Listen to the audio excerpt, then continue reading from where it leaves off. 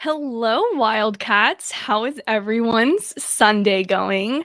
Major apologies to everyone who has waited over a week for this stream.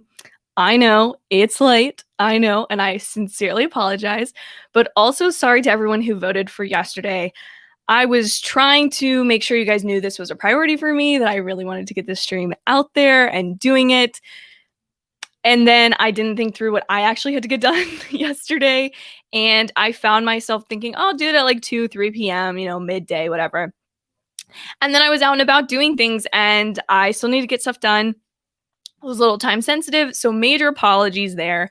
But thank you, all of you guys. Seriously, I guess I want to start this stream with a little thank you. Let me be a little sappy for a moment. I sincerely am so grateful for all of you guys who have supported this series. Not only are fans of this series that I get to talk to and have friends, like have friendly conversations about High School Musical, the series with, but also super thankful for all of you guys for supporting the videos week to week, kind of blowing them up in some cases. Like some of these have been some of my most successful videos ever on my channel, which is amazing. And then coming to these streams pretty much weekly. It's been so much fun. I really had a blast with it. But now it's time to talk about the second season in totality of High School Musical, the series, because it's over, which is crazy. And if anyone wants to leave me a comment.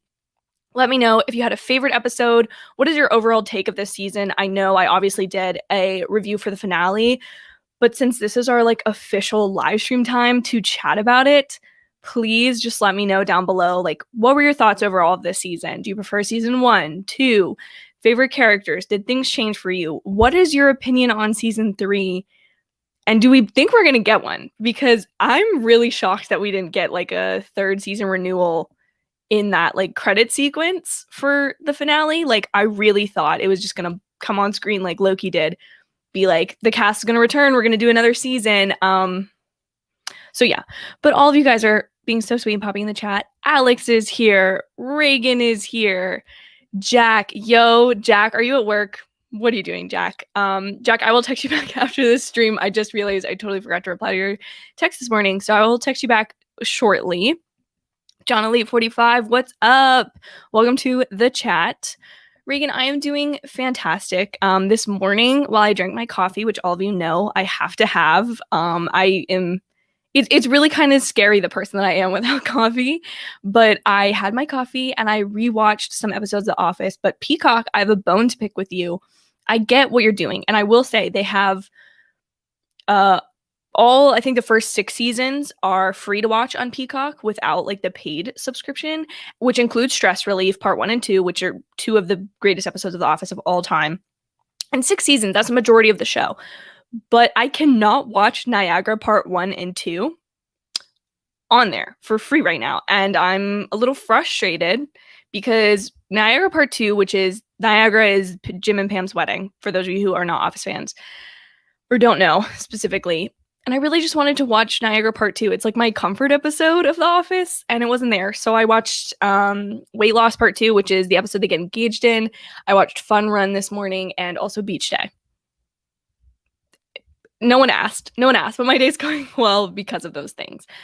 Brooklyn is here. Brooklyn, welcome to the chat. Alex, my weekend's going great. The last 2 days, specifically yesterday, I was busy yesterday. I was shopping for stuff for my new apartment.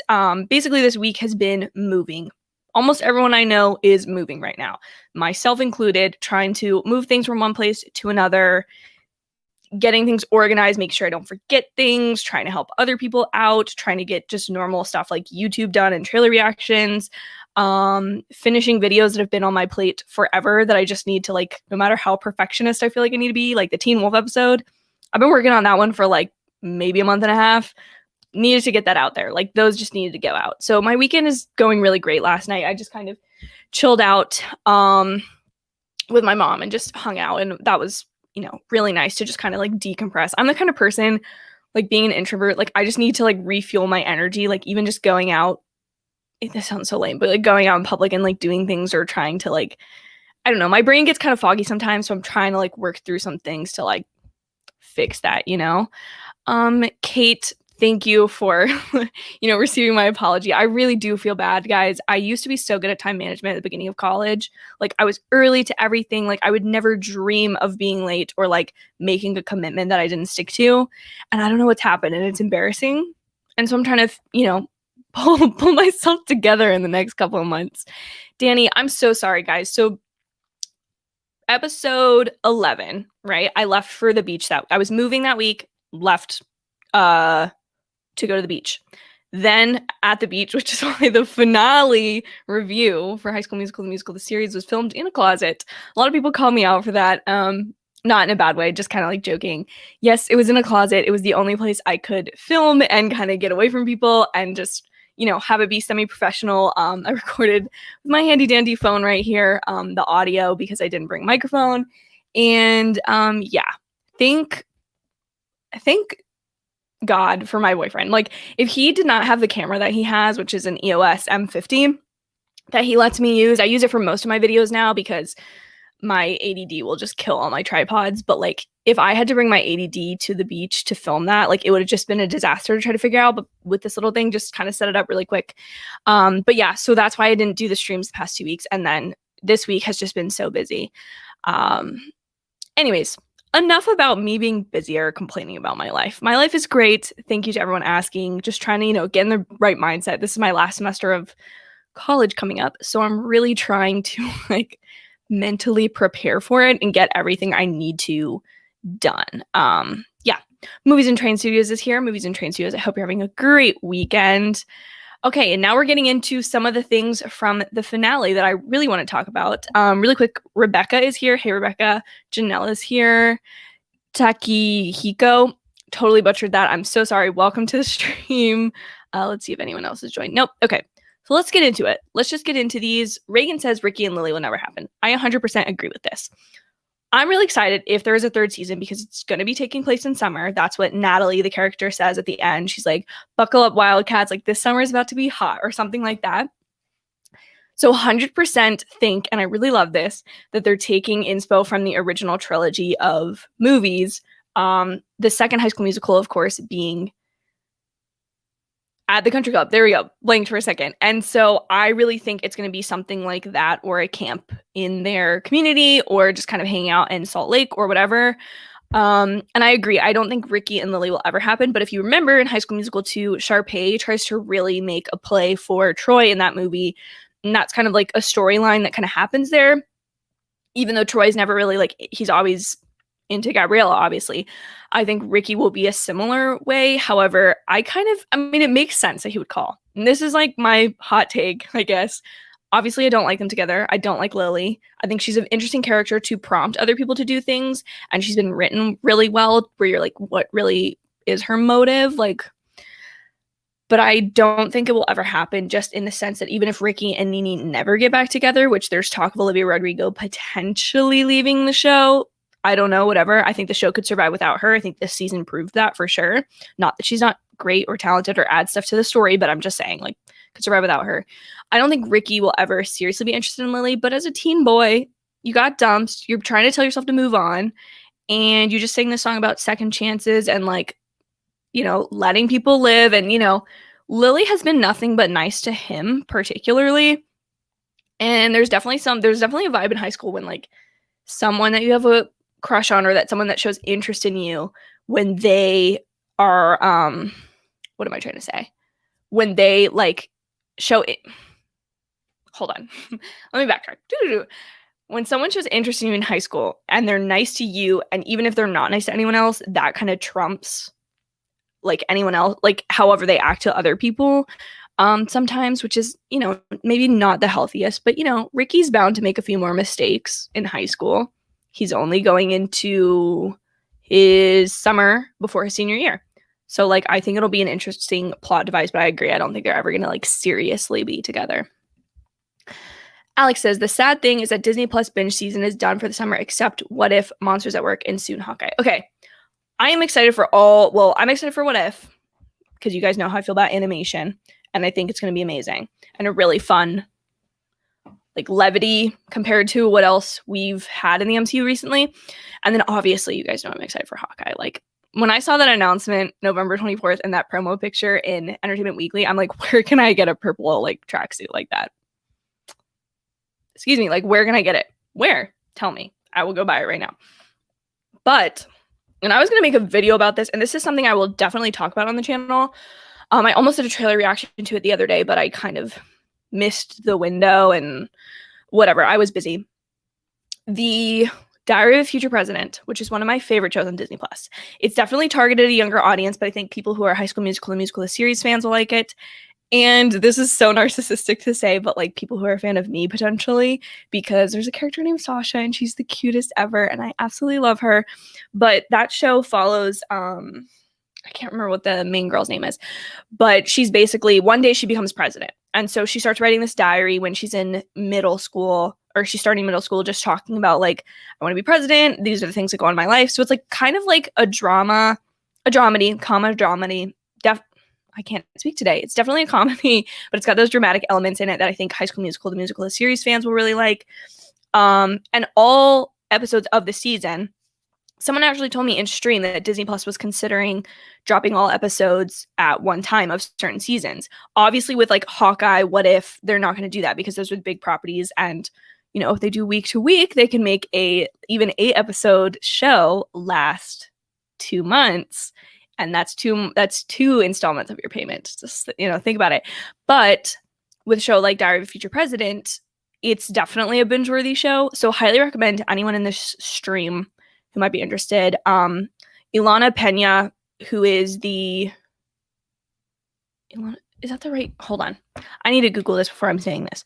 I follow the writer and creator of the series on Instagram, and she's amazing. She used to work on Crazy Ex-Girlfriend. Yeah, Ilana Pena. She is incredible. Her writing is fantastic. It's very much just true to like what it's like to be a middle school girl. If you're not like super popular, but you're a little nerdy, but like, I don't know, it's a very just uplifting, happy show, very Ted Lasso, Unbreakable Kimmy Schmidt, optimistic vibes. And since the whole season's dropping at once, highly recommend it to everyone. That was a lot about Diary of a Future President, but I really like that show. Also for Jane the Virgin fans, extremely similar, and the grown-up version of the little girl in the show is played by Gina Rodriguez, who's also an executive producer on the show. So just, you know, the more that you know. Janelle says, I do think and definitely hope we'll get another season. I think Disney would be ridiculous not to. I think there's probably things with the stars, because obviously they're each gaining their own like recognition. Like Sophia Wiley was in Paris this week with Lancôme, like the makeup beauty brand. So the cast is going places, and so I think they're probably just trying to figure out any sort of narrative thing if anyone is going to leave the show. I think the rumors are speculating that it'd be Olivia Rodrigo. I could totally see her saying, I could totally see her going, doing whatever. Maybe she's just trying to work out her contract so she can still do her music, and then when touring comes back or concerts that she can, you know, go do that. But I definitely believe that we'll get a third season. I think the announcement is being delayed because there's things they have to figure out with the stars. Like Matt Cornett has done an interview recently about a third season, specifically with him and Sophie Wiley's characters now just getting together, which I'm so excited about. But he is involved with Zombies 3, which is one of the Disney Channel original movies. So he's definitely like in deep with Disney, you know, like he's definitely on board. So I don't see him going anywhere. I think Joshua Bassett really likes it. I think the whole cast really likes it. Like, I'm not trying to put the blame on Olivia Rodrigo. I think she's just had this immense success recently, and I think maybe she's having to consider what she does going forward, and they kind of have the option now to write her character out of the show. Totally could see her doing, like, if they get to like 4 or 5 seasons like we've speculated in these lives, could totally see her popping back in the last season or something like that. But yeah, I definitely really hope we get a third season of the show, and I do believe we will get it. I agree. I think the delay is probably just they're trying to figure out. They've obviously got story for it, right? They've obviously got ideas for a third season because they set the finale up in a way that would lead into certain stuff. I just think there's probably contract negotiation. I'm repeating myself. Whatever. You guys know what I'm saying. Okay.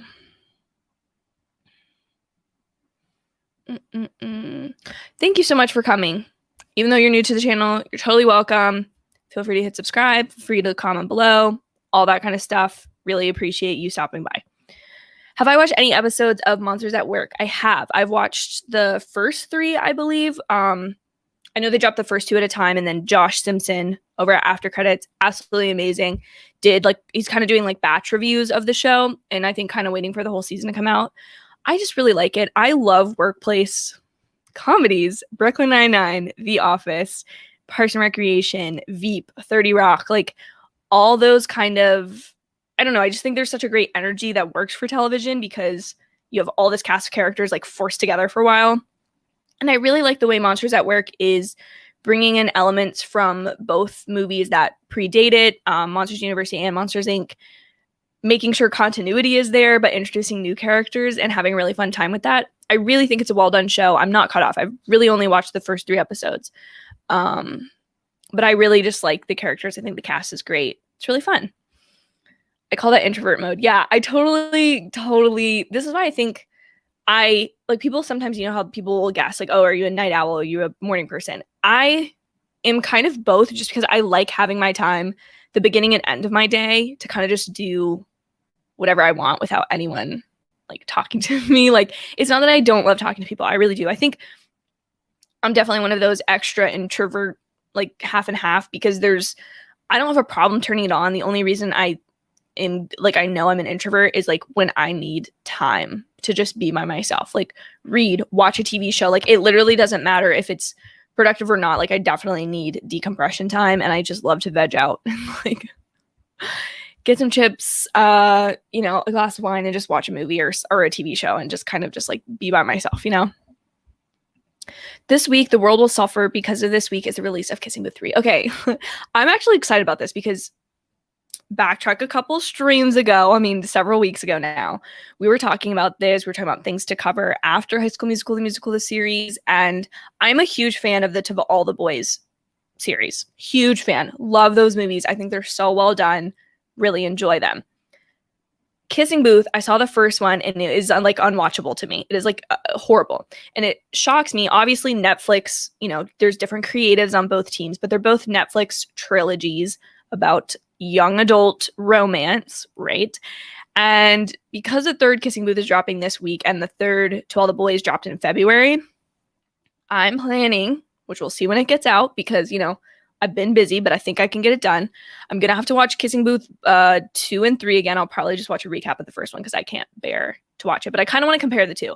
Be like, why is To All the Boys so popular and great when Kissing Booth sucks, in my opinion? You can have your own opinion, but it sucks. It's sorry. So yes, the world will suffer, Alex, but I hope to make some content about it. So we'll see. Janelle says, good luck with moving. Thank you so much. I never realized how complicated moving was. Like, I went to college and obviously you have all your dorm stuff, and it's like the first time I was away from home. Like, I never did an overnight camp or anything beyond like a sleepover or something at someone's house. And so that was a little overwhelming but that was more so the process and the change in my life. Whereas now dealing with like putting things in boxes, make sure they're appropriately packed, making sure, do I clean this or do I really not need to wash this before I pack? Or like, do I need my winter clothes right now or do I not? And just, anyways, I appreciate it. I'm really just looking forward to school starting and getting in a routine because I'm definitely a routine person. Do I think Ricky will go to North High? No. I especially think this next season is going to be in summer so that they can include the North High kids that they just included without like having to do the versus school thing again. And I don't. North High, first of all, I'm assuming it's a public school and just in a more affluent part of town, but it kind of looks like private school. Like, it's like looks super expensive, obviously. And people don't just like change schools. Like, the Nini thing is like a one-off. Like, maybe you'll know someone in your life, or just like that one I could excuse of like, oh, she got this amazing opportunity for young talent. And of course it was Olivia Rodrigo's character, like just kind of all went together. Like, oh, she's going to go somewhere else. But I don't think that's going to become a thing. Like, the show is about East High and East High kids. Like, other people come in and it makes it interesting. But no, I don't think he'll transfer schools. It just doesn't really make sense. Even if they will try to happen and Ricky gives her a shot, he'll find about the harness. Yeah. I think that's something that would happen in the first couple episodes. And that's what I'm excited about with the summer thing. There's going to be drama, and they're going to actually like allow things to happen because they don't need to be working up to a musical in the same way. Like, I'm just excited. I think there's a lot of opportunities for the third season, and I totally agree. Like, he's definitely in the team, like Wildcats, all for one for all kind of vibes. That's where Ricky's at right now. And so I think 100% when he learns that information or learns different ways that she's been sabotaging his friends, he's going to be like, no, we're not doing this. This is over. Watch Pretty in Pink last night. Not that good in your opinion. Funny you mentioned that, Reagan, because I was just watching. I'm a really big fan of The Take. It used to be called Green Prism. And I believe it's two girls who do these really great video essays, mostly about like tropes in different movies. Like The Nice Guy was the video I watched yesterday. I've been trying to work through my watch later list on YouTube because I haven't really been in a TV mode until today watching The Office. And one of the examples of the nice guy that they bring up is the guy from Pretty in Pink. I can't remember what his name was, but ironic that you bring that up. I've never seen it. I really like 2000s, early 2010s rom-coms, chick flicks, that kind of thing. But there's a lot of I'm pretty sure Pretty in Pink is a John Hughes movies. There's some great ones by him in the 80s and 90s that I really need to watch. So I'll need to check it out and then give you my opinion, Reagan. I hope they tackle what if Cap snapped his fingers instead of Tony. Okay, so I actually have I've seen some of this, and Brando Critic, Brandon over on that channel, fantastic. He's such a great guy. Has been talking about how he's had superhero fatigue lately. And I was definitely like a person that pushed against that. And I think what I'm realizing is, which we're a safe space here, right? I don't actually like superhero movies. I like Marvel superhero movies. Like, I have no interest to go see things like if it has a good premise, like Invincible or The Boys or something like that. Sure, I'll watch it. But like, I just don't like I don't like people are like, oh, Fast 9's a superhero movie, like the Fast franchise. Like I don't like that. I didn't really like the Tomorrow War that much. Like, there were good aspects. It wasn't that. It's whatever in my opinion. But with What If, I'm obviously interested because Disney's trying a new thing. But I don't think they're going to necessarily tackle things of like that minuscule or things that actually would like have changed.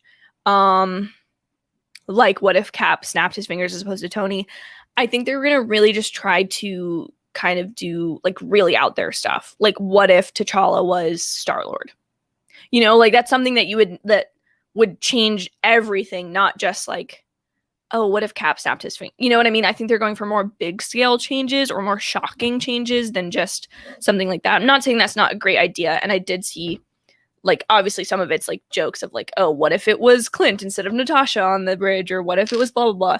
But like, I think their vision with that show is to really do kind of crazy stuff. And I've seen some people say they don't like the zombies thing. I don't know. I think it's kind of cool. Like, I don't know what the premise is. I think this is just gonna be a fun show. I think I'd like to talk about it. I've kind of flip-flopped on whether I want to cover it or not. We're going to see how much time I have on Wednesdays because my class schedule changed again. I was supposed to have no classes on Wednesdays, and now I do. So when this show releases, I don't know how frequently I'm going to be able to talk about it, but I would like to talk about it in some capacity. But what I'm trying to say is I think I'm just excited to see them have fun with it, and I'm personally trying to not have really any expectations for it, good or bad, because I kind of do feel bad saying it. Other than Shang-Chi, I'm psyched for Shang-Chi. Like, following Simu Liu on Twitter is best decision I've ever made. Like, he's hilarious. I love his tweets. But I'm really interested for that. But everything else, I'm just a little bit like, I don't know. Am I making sense? Probably not. Yeah, it'll be interesting to see what they cover, John Elite, but I feel like it might be more non-consequential stuff like that, or just like really big scale, like what if it was Peggy, not Steve, you know? The night before the finale, I theorized that Lily was envious of the friendships that everyone had at East High. That's why she was so determined to ruin the musical. I agree. Now that they aren't going to be competing anymore, there's no reason for her to be back other than the Ricky stuff. I think that's why she might show a more sensitive and honest side of herself. See, I think she's shown the obvious side of herself. You know, like East High was in the competition too. They made some mistakes, but they didn't stoop to that level of potentially endangering someone, or like ruining the show as a total. But I think I agree. I think she's envious. I think there is some truth to that character there. And in season 3, I have said, I know I've said here, I don't want Lily to have a redemption arc. I think in season 3, I would be okay if we see more of her character and she's, you know, it's more complex and interesting if the character's like, she's mentioned her parents before, how they don't really care. I think they might be divorced, I think she mentioned, kind of like Ricky's parents. And so I'm not opposed to her getting a redemption arc in this 3rd season, but I don't think I think Ricky will realize, like, I can be your friend, but I can't, like, condone this behavior. I don't know. I mean, Sharpay had her 360 moment in High School Musical 2, and that was kind of the villain in High School Musical 3, but not really. You know, I think Lily will be that character. I don't think anyone's going to transfer schools, but I think that's, you know, that's something they can explore for sure in the 3rd season if it's in summer. As opposed to when it's in school, it wouldn't make sense for her to be in the story unless her and Ricky are dating. But I don't think anybody really, like, ships them, do they? Am I wrong? I don't want them together. I don't know if anyone really does. I think the actress is super talented, and I'd like to see her in the show more. But yeah, I don't want them together for sure. I think Rodrigo might leave because she started a singing career. And this is where I'm like, obviously the equal comparison is like Joshua Bassett and Olivia Rodrigo, right? They both started singing careers. They're probably, I would argue, two of the more talented members of the cast, both good actors, great singers, whatever. But Olivia has skyrocketed, right? And I think Josh would like to get there, but he's more the singer-songwriter route, whereas she's put out a full album. He's put out an EP, she's put out a full album. And I'm interested to see how that affects the show, mainly because the two of them are kind of the leads of the show. I think if she leaves personally, I don't think it will matter if she leaves the show. At this point, they have the easy out. Oh, she's working with Jamie in California. You know, she's already moved once. Maybe she'll move again. Maybe she's not really in the show. Like, they can write her out very easily. It'd be a little unrealistic, but they can write her out super easy. She can pursue that singing career, but I could see her just saying, like, I just don't want to be the lead character anymore. Like, I want to pop in the show, but maybe not be in every episode, you know? I don't know. Rain says, me and Movies and Train Studios are starting a series called Hate and Beasts. First episode. That sounds super interesting, Reagan. What is it about Hate and Beasts? I'm super intrigued. I will 100% be watching. Come comment on my video or on a community post when it's out. Well, I've got my notification bell on, so I should find out pretty soon. But that's super awesome. Recommend everyone to go check out Reagan and Movies and Train Studios channels. They're both amazing. They're great, wonderful supporters, and they also do great content. So best of both worlds.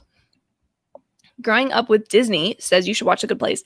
I love The Good Place. Chidi Adegonye is one of my favorite characters ever. I identify with him severely in the anxiety / trying to make good decisions, trying to do the right thing kind of vibe. He's definitely Enneagram 1, which is what I am. Watch a great video about that. Maybe I should just make a playlist of like some of my favorite like YouTube video essays so you guys can watch them. But yeah, absolutely love The Good Place. Such a great show and such a perfect example of saying, even though a show was popular, really good, saying we know where we want to end it and not pushing it. Like, there's nothing about that show. There's a term called jumping the shark that I'm sure some of you are familiar with. Came from an episode of Happy Days where it references the idea of kind of just getting bigger than the show itself and not really having the same quality standards as before, kind of pushing a show beyond its like lifespan. And The Good Place is a show that never had to have that problem. I think This Is Us will be the same way, is my argument of like saying, there's a difference between, I think, people see it as a limited series, one season, never doing more, or Grey's Anatomy, or a show like that where it's like once we've done like 8 or 10 seasons and it's been on for almost a decade, then like we'll cut it off. I think there is a really powerful move to just be like 4 seasons, 6 seasons, we're done. Like, we know where we want to end the story. We're going to end it there. We're not going to drag it out. I did hear something about how it's pretty hard to film summertime in Utah unless it's filmed in the actual summer. So Tim said there's a lot to think about with that. Yeah. And Disney Plus has only been around for not even a year, or not even 2 years. It's a year and a half old, I think, right now. Its second birthday will be November 12th. How do I know this? Because I woke up at like 2 a.m. on November 12th when the service launched to get on there. And I remember all the problems the platform was having that day. And I watched the first episode of HSMTMTS and a couple of Pixar shorts, and then it just kind of went out for the rest of the day for me. But watch Mando that night, Disney, they have my soul, they have my wallet. We're just kind of cool that way. But I get that. I mean, Utah, it snows all the time. And obviously, like the rest of the show, that's partially why it's able to take place in when it does, is because it's easier to film, at the school in sets. But yeah, summertime in Utah is beautiful. Highly recommend. And I think the interesting thing is, like, obviously in High School Musical 2, not sure if you guys know this, but they say they live in Albuquerque when they're actually filming, obviously, in Park City, Salt Lake City, Utah. And then the country club they go to, I believe, is also in Arizona. So they're obviously not going to film there. And I think it will be interesting to see how the show handles it, because with it being a mockumentary style, there's times in season 1 and season 2 where they've like explicitly stated, like Salt Lake, they're in Salt Lake to make it more realistic. They go to places that are actual places. The coffee shop they go to is an actual coffee shop in Salt Lake City. So I will be interested to see, because they probably wouldn't film it, like Rebecca's saying, anywhere other than Utah. Like they would film it there because that's the world they've established to be in.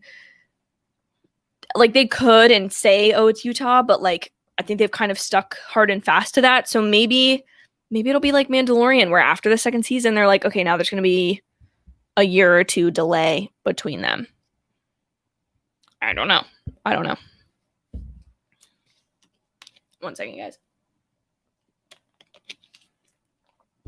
Okay. Alex asked, will you watch the Up sequel, Dog, which is Doug Day's TV series coming to fall? Yeah, I mean, to be honest, there's not a lot on Disney Plus I don't watch. Like, I didn't watch the Mighty Ducks show. I'm not that interested in the Tucker and Hooch, or Turner and Hooch, the reboot series from the with Josh Peck in it. I like him, but I don't know if I'll be watching that. And I don't watch a lot of the Nat Geo stuff, but most other stuff I'll just, might take me a bit of time to get around to it, or might do another thing. Sometimes it takes me a while to like start watching the show or catch up to a point where I can talk about it. But yeah, I didn't know that was coming this fall, quite honestly. So thank you for letting me know. Rebecca says, but they could do outdoor summer scenes, possibly in other locations. Yeah. And that's where it'll be interesting to see what they choose to do. I genuinely do think, Rebecca, you're right. They're trying to figure out some things. And obviously because of the pandemic, I think this season was definitely supposed to start in maybe like January-ish, because that's when the show is happening. And then they had to push it to May and summer to fill their slate, but also because they were filming this spring. Whereas now, and then maybe they were intending to kind of like, as season 2 is wrapping up, start filming season 3.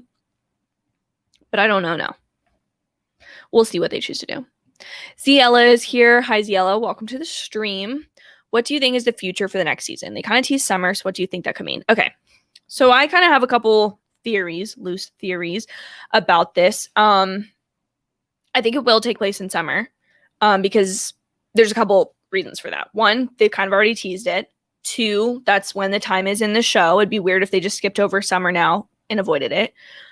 People can travel in the summer, i.e. Nene can go away to see Jamie, or Gina can go see her mom, or different things like that can happen. Third, we have EJ, who is now in one of the very important couples in the show. We have Seblos, we have Redlin, we have Howie and Courtney. Do they have a ship name? Cowie? That sounds weird. Hortney, maybe? I don't know. Ship name in the works. And then Portwell, EJ and Gina. I think it will pick up right where it left off.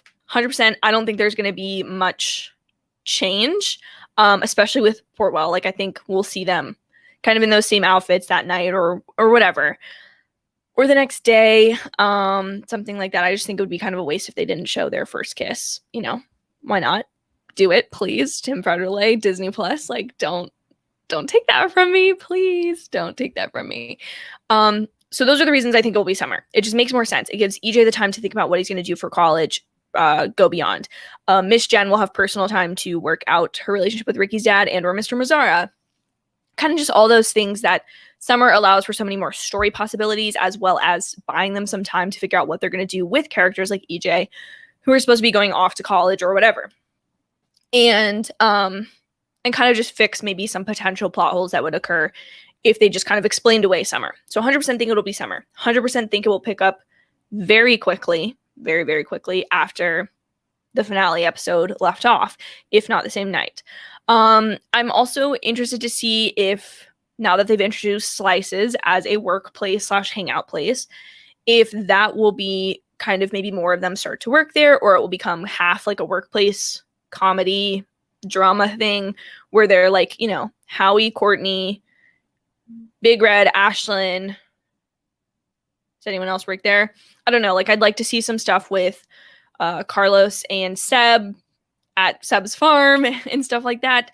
So I think maybe they'll show them getting jobs. Maybe they'll show them preparing for college. Maybe they'll all put on a community musical for this time with no stakes or something like that. Kind of like the country club vibes of High School Musical 2, where they like put on the cabaret at the end. I think it's like a fundraiser for the country club. But I think it'll be something like that, but on a much lesser scale and still probably in Salt Lake. Yeah, that's my predictions for season 3. And I think they'll try to define what they're going to do for the rest of the show. Like, i.e., is EJ going to go to college far away, or is he going to stay very close so he can still be a part of the show? Is Gina going to move back in with her mom or stay with Ashlyn? That, I don't think that's really up in the air now, but it is summer. So who's to say if she'll go back or not? And then what else? I think that's kind of it. Like, I think they'll just use the season to solidify things, maybe have more, I don't know, more free time for the kids, see them in their personal lives, deal with personal problems. Because I think they tried to do too much this season. That would be my one critique of the season. They tried to have a normal musical like they did the first season, have dramas, have characters going to different places, i.e. Gina trying to visit her mom at spring break, Nene at Yak, all this kind of stuff, while also introducing the Menkeys, also introducing North High, new characters. Like, there was just a lot on season 2's plate, okay? And it didn't handle everything the best. I think it did the best that it could. Or, no, I don't think it did the best that it could, but I think it was still a great season. I really enjoyed it. And I think the second half of the season was there's second 3/4 of the season. Second 3/4, no. The last. So, like, oh my gosh, I can't do math. I can't do. The first, like, 4 episodes or 3 episodes wasn't super hot on. Or maybe it was, like, episode 3. I don't know. I'd have to go through the show again. No one's asking me this. Basically, I think season 3 will be great. I do think it will happen. I think it will be in summer. All that kind of stuff. Growing up, Disney says I'm an ambivert. That was the word I was looking for. Thank you. I'm an Aquarius, Sun, Leo, and... Okay, I'll be honest. I don't understand astrology. I'm a Sagittarius. Haley Steinfeld and I have the same birthday, December 11th. And so I don't know the, like, risings and the stars and stuff. But I feel this way sometimes a lot. Like, I like hanging out with friends. I like, obviously, people, friends and stuff, but when I need to, like, chill, it's not going to be like, oh, let me, like, get a bunch of people together. Or, like, if it's my free day, I'm not necessarily, like, the best at making plans or saying, like, hey, let's all get together, because I would rather just watch TV, you know, and just, like, run my energy up, which is funny because, like, TV isn't even, like, me being by myself. It's, like, me watching other people. I don't know. To All the Boys, one of my favorites. It's great. It's a great trilogy. I surprisingly, hot take, people, hot take. I surprisingly prefer The Kissing Booth 2 over the All the Boys 2, which I think is because my expectations are low for The Kissing Booth were high. Yeah, okay, I could see that. I have not seen the second Kissing Booth. I agree, To All the Boys 2 is not my favorite. I think it was pretty obvious that her and Peter were just having like communication issues, and I didn't really think John Ambrose / Jordan Fisher, love Jordan Fisher though, I don't think he ever really like posed a threat to their relationship. However, I did like the fact that the To All the Boys, I think the thing about To All the Boys too, Laura Jean is kind of unlikable in that movie because she's going through some insecurities and whatever, but Peter's like ending speech when she like leaves that ball and he's like, break me Covey, like whatever, I just like I love Peter Kavinsky. Don't really love Noah Centineo, but I love Peter Kavinsky. So we'll see. I'll have to give you guys my review once I actually force myself to watch it. But yeah, I really love the To All the Boys trilogy. The Nice Guys movie is phenomenal. It felt like the 70s version of Miami Vice. Alex, have you been stalking my letterbox? Because I watched this upon Colin Williams over at the That's So Hollywood podcast. Colin and Rex are amazing. If you guys don't listen to the podcast, I literally don't know what you're doing. Yes, he recommended it to me. We did this thing one night where we were texting and I was like, I really want to watch a movie. He was like, I do too. Like, you pick a movie for me, I pick a movie. Like, kind of like, we're like, okay, what are you into watching tonight? Let me look at your letterbox want to watch list. Nice Guys was amazing. My favorite is when the daughter goes like, oh yeah, there's like books and stuff. And he goes, don't say and stuff, just say books. Like, because I do that, saying the and stuff thing, or just kind of like, I let my sentences fall off as opposed to like definitively ending them. I really like that movie. So good. And what is his name? Shane Black is his name? Shane something. The guy that did Iron Man 3 directed it. He also wrote and directed Nice Guys. I know he directed it. Loved it. Absolutely fantastic. Janelle says, I agree that having it in summer will allow a lot more interesting things to happen without a musical. I think like the thing is, after this season, almost the point of the finale, which you can argue whether you like it or not, I think it was kind of, I look at this show as like it is primarily for younger viewers. Obviously, it's been able to reach to much younger viewers and older viewers than its target demographic. But I think the target of this show is like early high schoolers, you know, or like very specifically drama kids, what it's trying to appeal to. I think it's a really smart show, but I think I like to think of it as being a lesson in the finale of like, you know, competition's not always important, or like sometimes like if you find yourself becoming a bad person going after something you thought you wanted, like maybe it's not good to want it anymore. And I think that was important for Miss Jen and the kids to all realize, and the fact that they were all feeling the same way. They feel like they've been running a gambit with this musical and the Menkeys and not even really caring because they didn't even have as much fun as they normally would have. I see it as a lesson. I think it's a good like theme or whatever.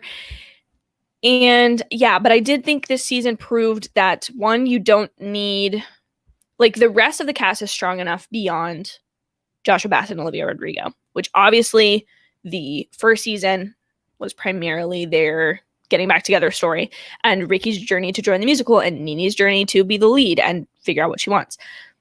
I think now proving that the rest of the cast is just as beloved, just as awesome, and can carry the show without the leads is important.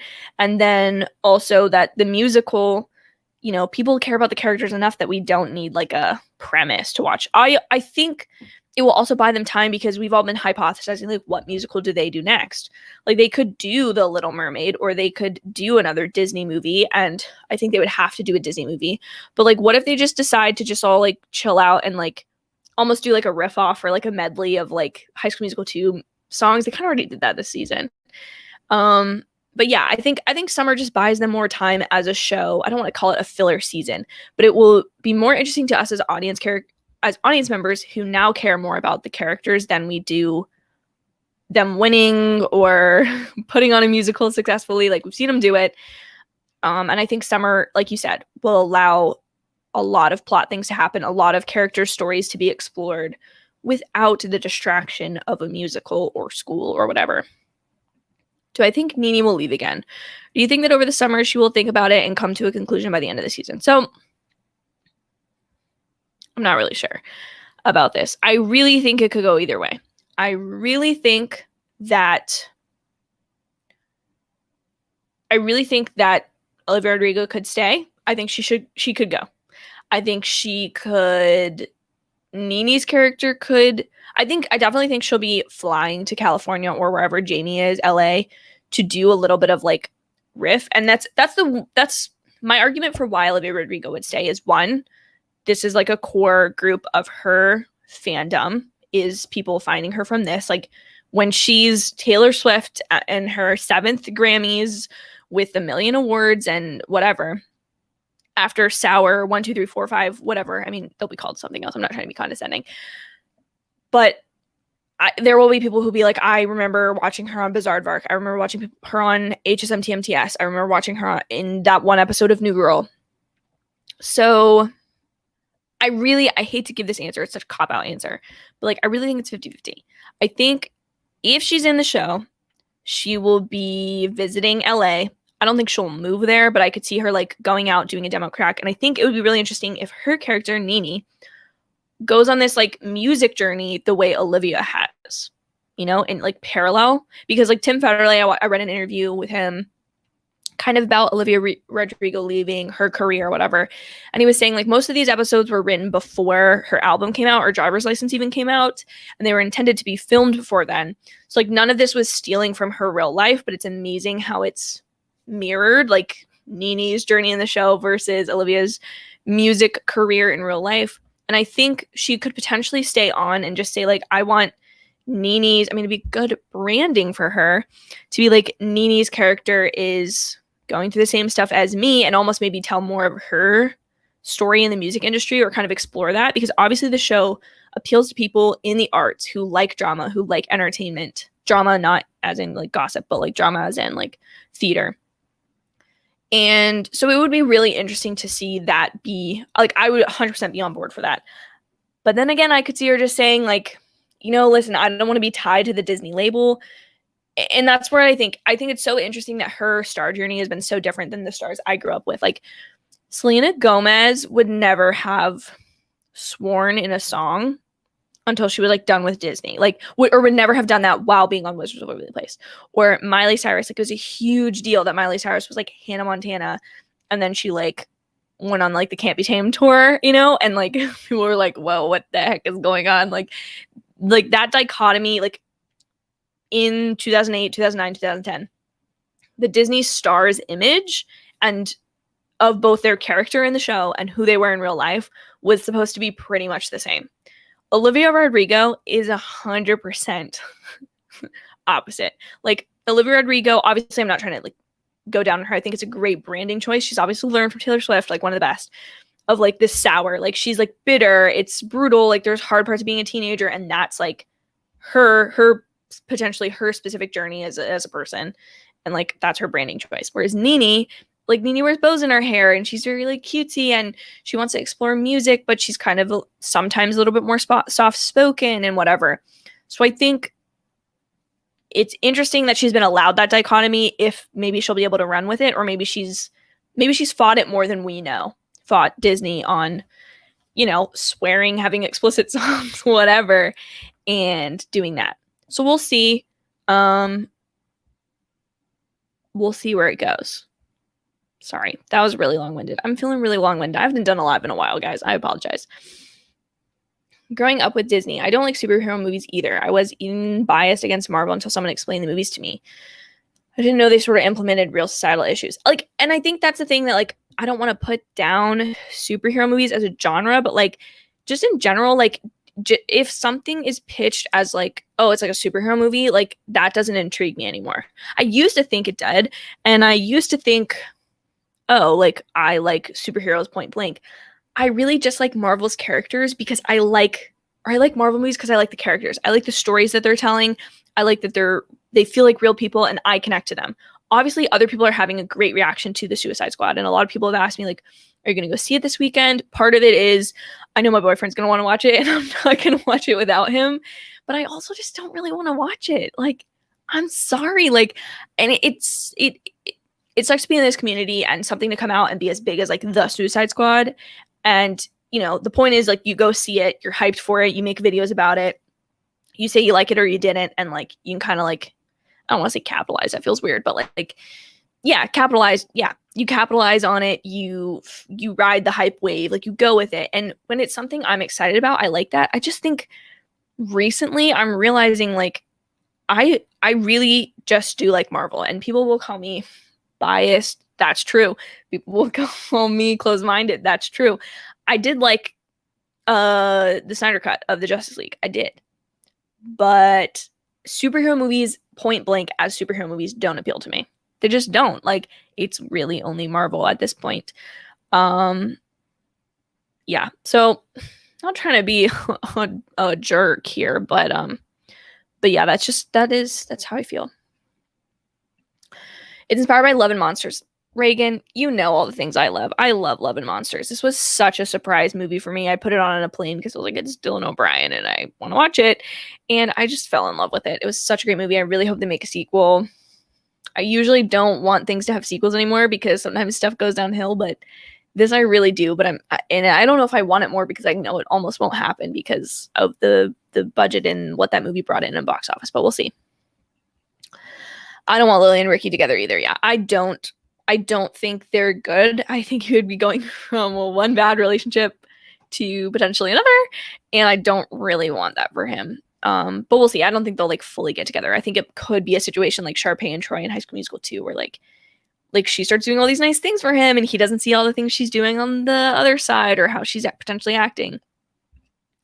I think Nene might just become a recurring character. She kind of became less important after EJ and her broke up, with Ricky and Gina together, and even less than that after she and Ricky broke up. Yeah, no, I agree. This is exactly my point. The first season was about, it was really Ricky. It was about Ricky, let's be honest. It was like Jim from The Office. It was about Ricky. He was the main character. He'd broken up with a girl. He wanted to get back together with her. She obviously had unresolved feelings about that. I'm not trying to say like I liked them together first season. I liked that it was a plot of his love story, him trying something new. It was a really fresh take on it was a really, really, really fresh take on the original High School Musical. And then Nene started to go down the singer-songwriter route, which maybe they had that planned. They had season 2 planned that way. And then just in season 2, she goes away to Yak. And beyond that second episode, when we see her there and we realize like she's not actually having a good time, and that talk she has with Miss Jen, maybe episode 3, she's not a main character. Like, she becomes a really good supporting character. And so I could totally see her becoming a recurring. And I'm sure Disney is going to want that for her. They're going to want her to like be still associated with the show, right? That brings in new viewers.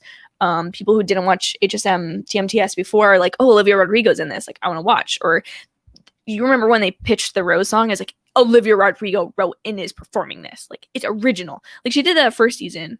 They did that and it was like, oh, well, this cast is really talented. This season, they were like, no, like Olivia Rodrigo. You know, do you see how they marketed it? Disney 100% wants her attached. The question is whether she wants to, sorry if that made a noise. If she wants to, if it's going to work plot-wise, I could totally see her be a recurring character and making that work. Cassidy, welcome to the stream. Hope you're having a fantastic Sunday. I keep thinking it's Saturday. It's Sunday.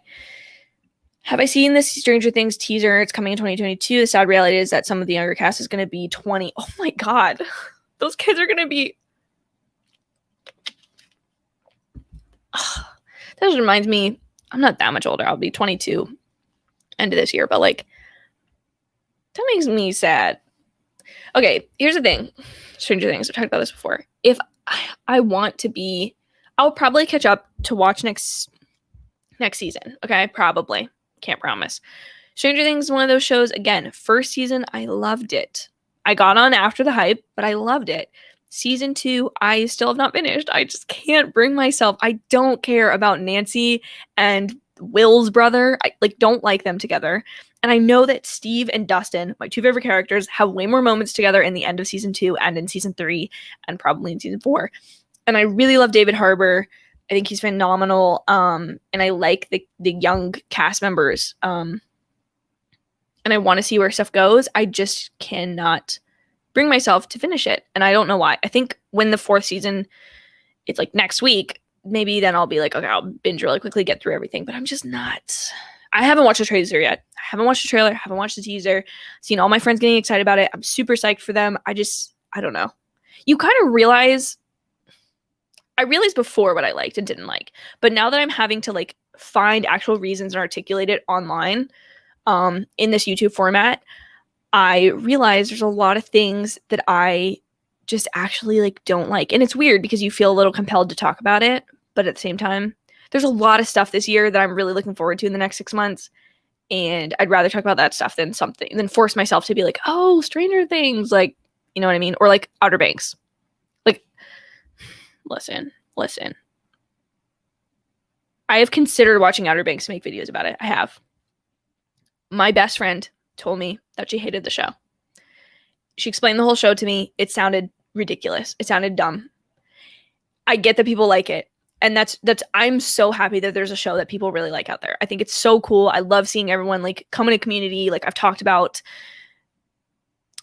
how I really love what am I trying to say?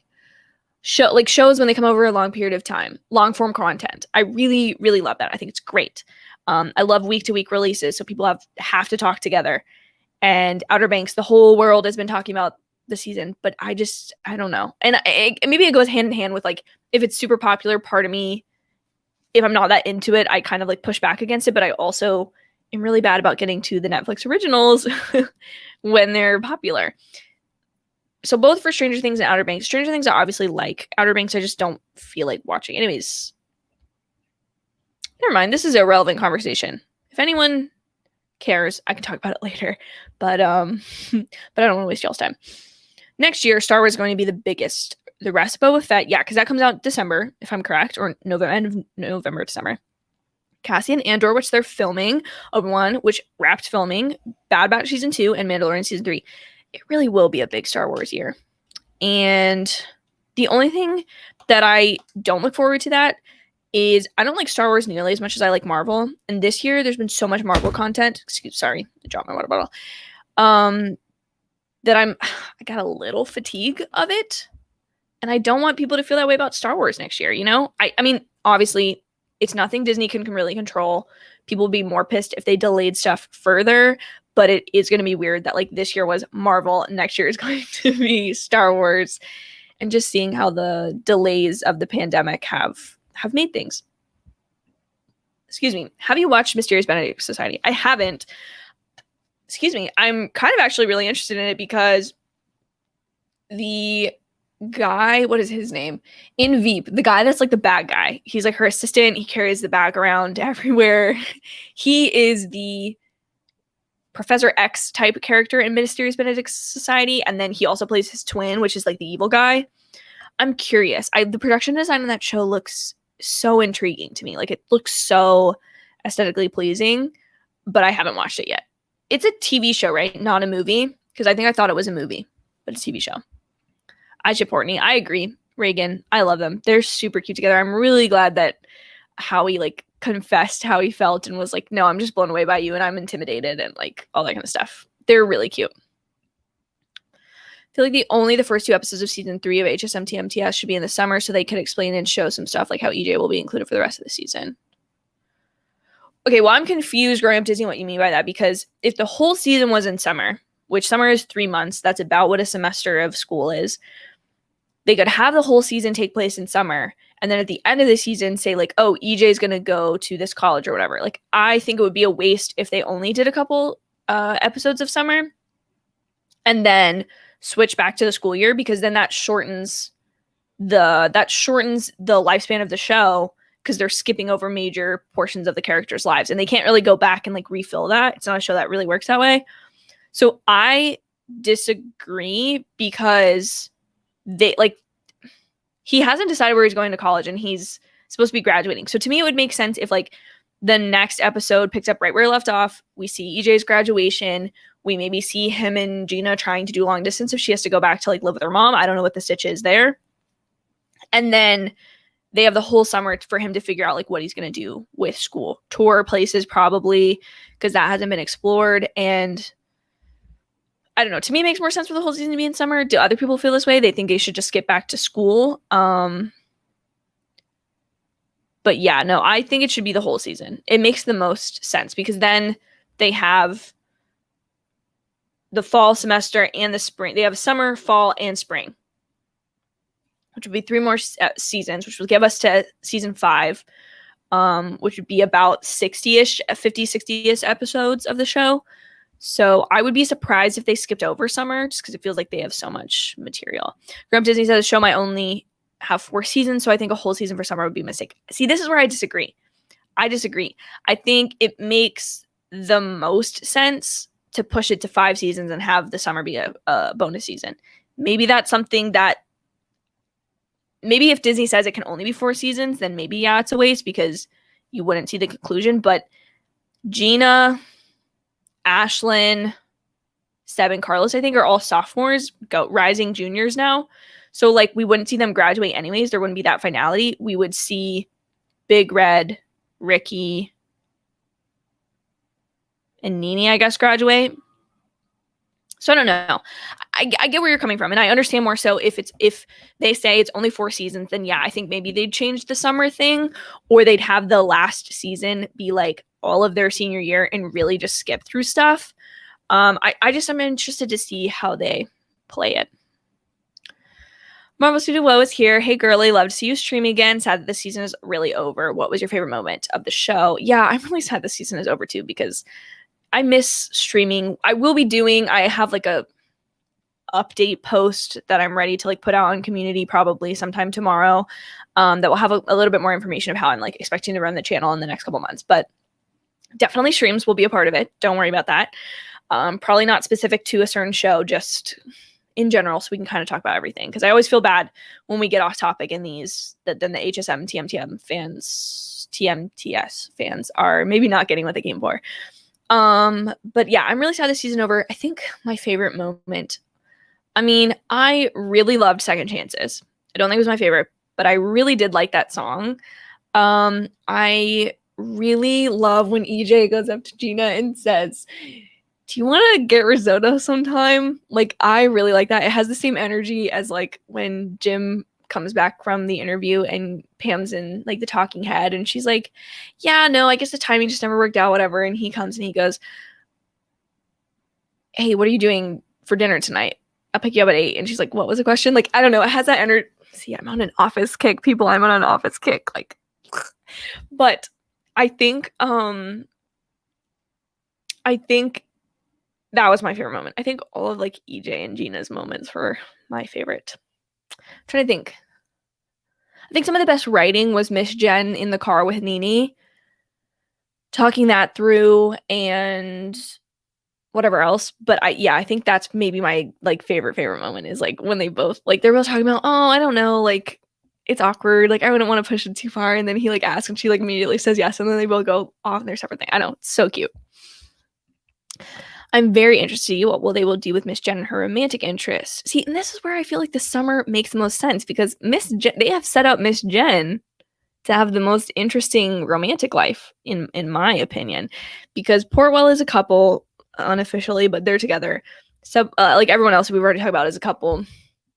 But Miss Jen's still in a little bit of a triangle, and I really do just think the Lily and Ricky thing is like drama. So, like I agree. I hope she ends up with Mr. Mazzara. I think they'd be so cute together. And I think like they're teachers. So like it kind of feels weird to have them be figuring out a romantic relationship during the school year because they have so much busy. But like that's the whole point of summer, right? Is like the teachers are not working. So yeah. Do you have any other show you'd like to do since HSMTMTS is over? Though with school, people might be busy, so I don't know if you can. I'm trying to figure this out, Danny. I am really trying to think this through because this community has been amazing and all of you guys have seriously helped my channel. I'm not sure if any of you guys are aware. I haven't really like announced it. I feel icky talking about it. It feels wrong, but I'm officially monetized on YouTube now. I'm a part of the YouTube partner program. And so if you've seen ads on my videos, like that's why. And so part of my growth, a huge part of my growth has been this series because people come back, and more important than growth to me is having like a consistent audience and like a community here on YouTube of my subscribers who all want to hang out and talk about shows and have the same passions and that kind of thing. We kind of like check in week to week. Like I love that. However, I've realized with doing shows, I've covered 3 shows week to week now since, when did Falcon and Winter Soldier come out? March. Since March of Falcon and Winter Soldier for 6 weeks, Loki for 6 weeks, High School Musical, the musical series for 12 weeks. Oh, 13 if you count like this one. And so I would really like to do a series. I would really like to. The problem is most of my audience, I think a biggest chunk of my audience has Disney Plus. Netflix doesn't do week-to-week releases. Hulu, there's nothing I'm super like interested in watching there week to week. And HBO Max, there's not something that I'm like super passionate about doing week to week. And so Disney Plus seems like the realistic answer of week to week and that. And when Hawkeye comes out, that will be the biggest probably month of my life. I just have a lot going on in December, end of November, December. And so I don't know if I'm going to be able to cover that one week to week. And it takes a little bit of the, more so with Marvel. I think I'm just having a complicated relationship with the Marvel fandom online and like Marvel theories and how it used to be online and how it is now and people fighting over dumb stuff or whatever, or theories. And so I would really like to do, I think Hawkeye would be the one I would, like, it's my favorite character. Haley Steinfeld is, like, we literally share a birthday. So, like, I feel like I will cover that week to week. I don't want to make any promises.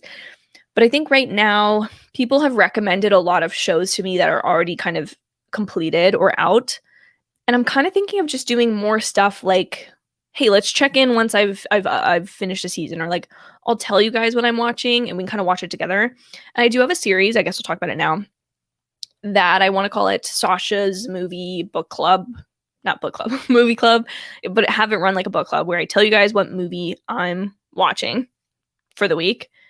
And then we all watch it sometime between the next week. And then I do probably a pre-recorded video right now because I can't, like, my live streams are going to have to be super planned. And these videos I would want to go up the same day each week. So you have the same amount of time to like watch the next movie. And I want to bring on guests. And it's just easier with guests doing collabs and stuff not live, because they can film it whenever they need to film their portion of the video and get it done. That's what I've done for all of my collabs with After Credits. He's amazing at that. He'll give me a date. And I hate it that I'm always kind of like up against that deadline for him, but it's great because I can just film my 5-minute portion when I need to. Anyways, so I'm thinking of doing that week to week instead of shows for a while, and doing weekly live streams so we can all interact and we can talk about the shows we're watching and where we're at in the shows. But I just don't think there's a show right now week to week. Oh, when This Is Us comes back on the show, on the air, I really want to do that week to week. So if you guys are interested in watching This Is Us, let me know. Or if you do watch it. But that would be the one I think I would do week to week. Just because, like, there's a really great This Is Us community. And it's the final season, so I might as well. But yeah, that's what I'm thinking. Sorry, long answer. Really rambly today. Am I ever not rambly in live streams, though? I don't think so. Grey's Men with Chris Evans and Ryan Gosling.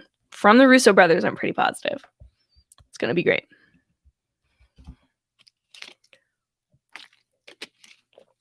I'd love to see Jordan Fisher again in season 3. I think he made Gina really happy. Yeah, I would love to see him back again. The problem I think they've now introduced for themselves is if they write Nene off the show, as she's working on music with Jamie, the music producer, then the problem is that what am I trying to say? The problem is then that if Jamie's in the show and Nene's not, it's like, where's Nene, you know? So I would love to see him back again, too. 100%. P.S. I think Future President would be a great to do on your channel, at least a season 2 review. So that's the thing, Danny. This would be a show I would have considered doing week to week, but they're dropping the whole season on August 18th. The whole season. So I will do a video of season 2 of the my take on the season, but there's not going to be a week to week, so I'm not going to be able to do that. Yeah, it's Shane Black who directed Iron Man 3. Yeah, I really love Iron Man 3. I really love Iron Man 3. Reagan says, whoever dislikes Sasha's stream, I want you down. You don't have to hunt anyone down, Reagan. It's fine. It does not matter to me. Alex said, really, Sky is probably going to have a good year. Oh, yeah. Last Duel and House of Gucci, I'm so excited to see both of them, and both of them have Adam Driver in them. So I'm really excited for that. It's also sad that this month will mark 1 year since we lost the legendary Chadwick Boseman. I remember getting that Hollywood Reporter report, like, notification, and I didn't believe it. I was, like, out and about, and I had to, like, sit down because it was just so unexpected. It's weird how when you're younger, you hear about, like, people older than you passing away and stuff. But in the last, like, year or two, more celebrities passing has impacted me more deeply. And that was one that was like, wow. What an amazing actor, and what he was able to accomplish in his life was absolutely incredible. I think he was phenomenal. And I'm just really sad. Obviously, one of my favorite performances from him is in 42. He plays Jackie Robinson. That was the first time I saw him in anything, and it was a great movie. And obviously he's great as T'Challa, but I am really sad that we're not gonna see him. And I think we will get to hear him again in What If. But yeah, I agree. It's really, really sad. Do you ever find it hard to watch shows and movies, even ones you love, when you're not in a great mental place? Because I do, and it's hard. I think it depends. I think the harder part is like Loki episode 3, for example. I didn't really like that episode when I first watched it, but I felt kind of compelled to be on the hype train about Loki and like, oh no, it was great, awesome, blah, blah, blah. And so I think it's harder for me making content like that. And honestly, actually, yeah. So you guys saw my season 1 of Teen Wolf. And in that video, I do my whole like video essay, blah, blah, blah, blah, blah, supernatural TV shows, whatever. And then I talk about how, at the end of the video, I talk about how I'm done with season 2 and I'm moving on to season 3 when I'm filming that. That was like 2 months ago. And I have not watched Teen Wolf in a long time now. Like wherever I was in season 3 when I filmed that video is where I am currently in season 3. Like I haven't watched a single episode in like a month. And so I think when I'm more like anxious and stuff, like I think I do maybe tend to turn away a little bit from TV because I do kind of want to be in the right headspace to like watch certain stuff. And that's when I think I turn more to like Friends or The Office or watching more like comfort shows.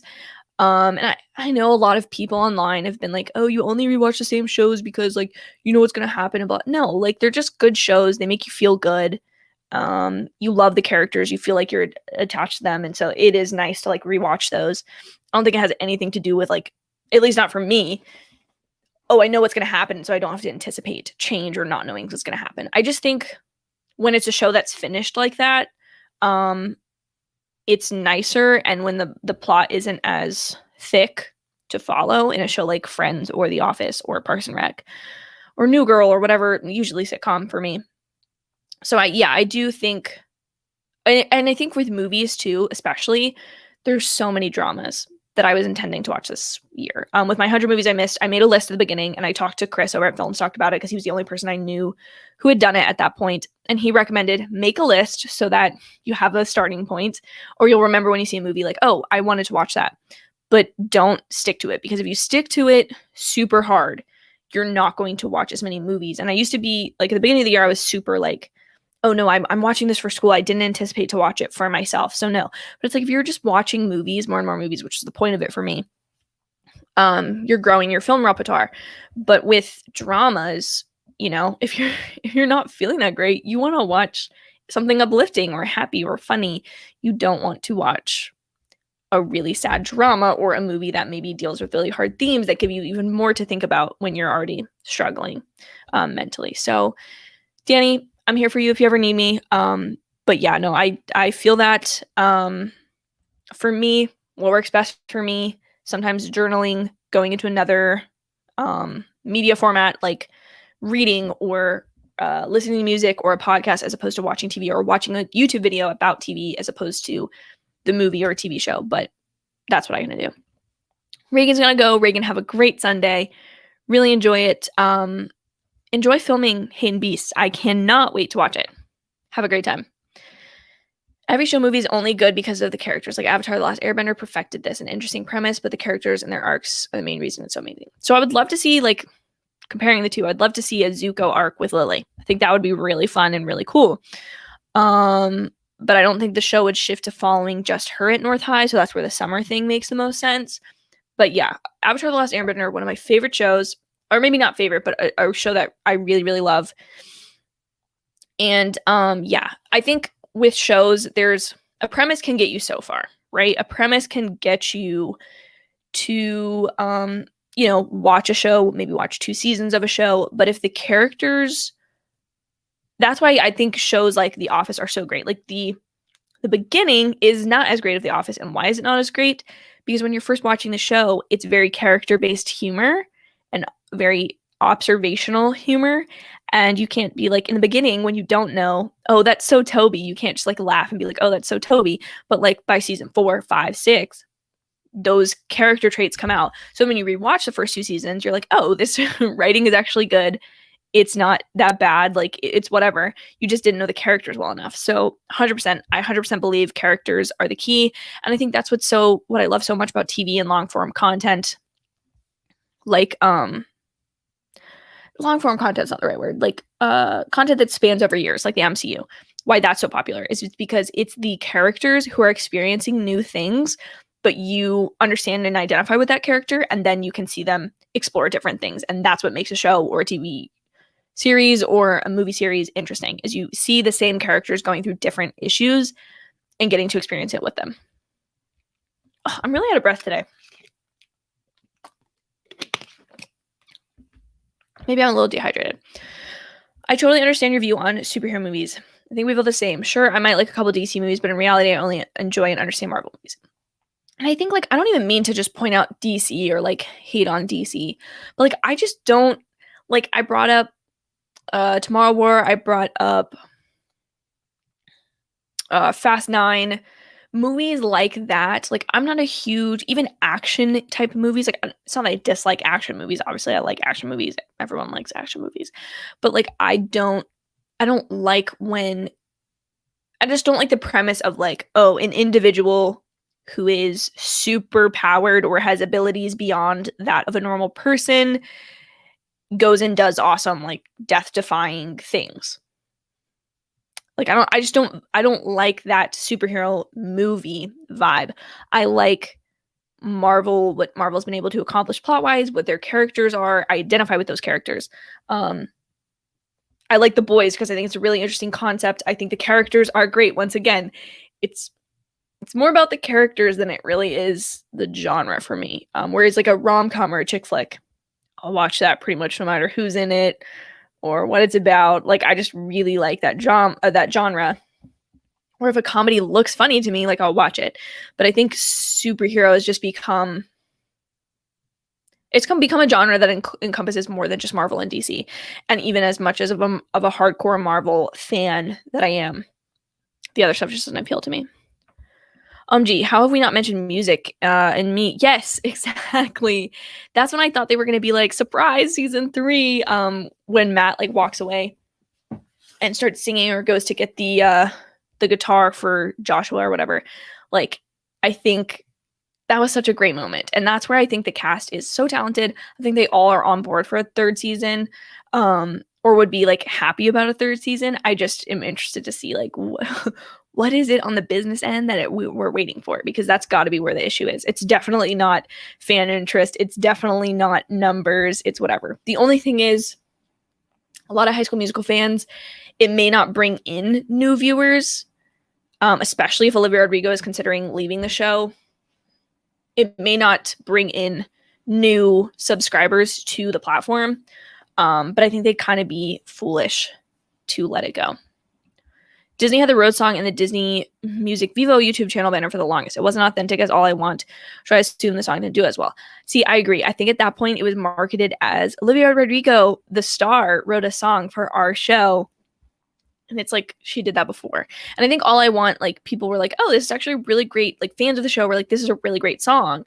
And they realized how talented she was. But yeah, I think they just kind of they were marketing it very heavily. I noticed And then it ended up being cut from the show literally the next episode, which, like, all I want was, like, it was really where the character was at the moment. Rose Song was almost like a task within the show that then got written off, whatever. So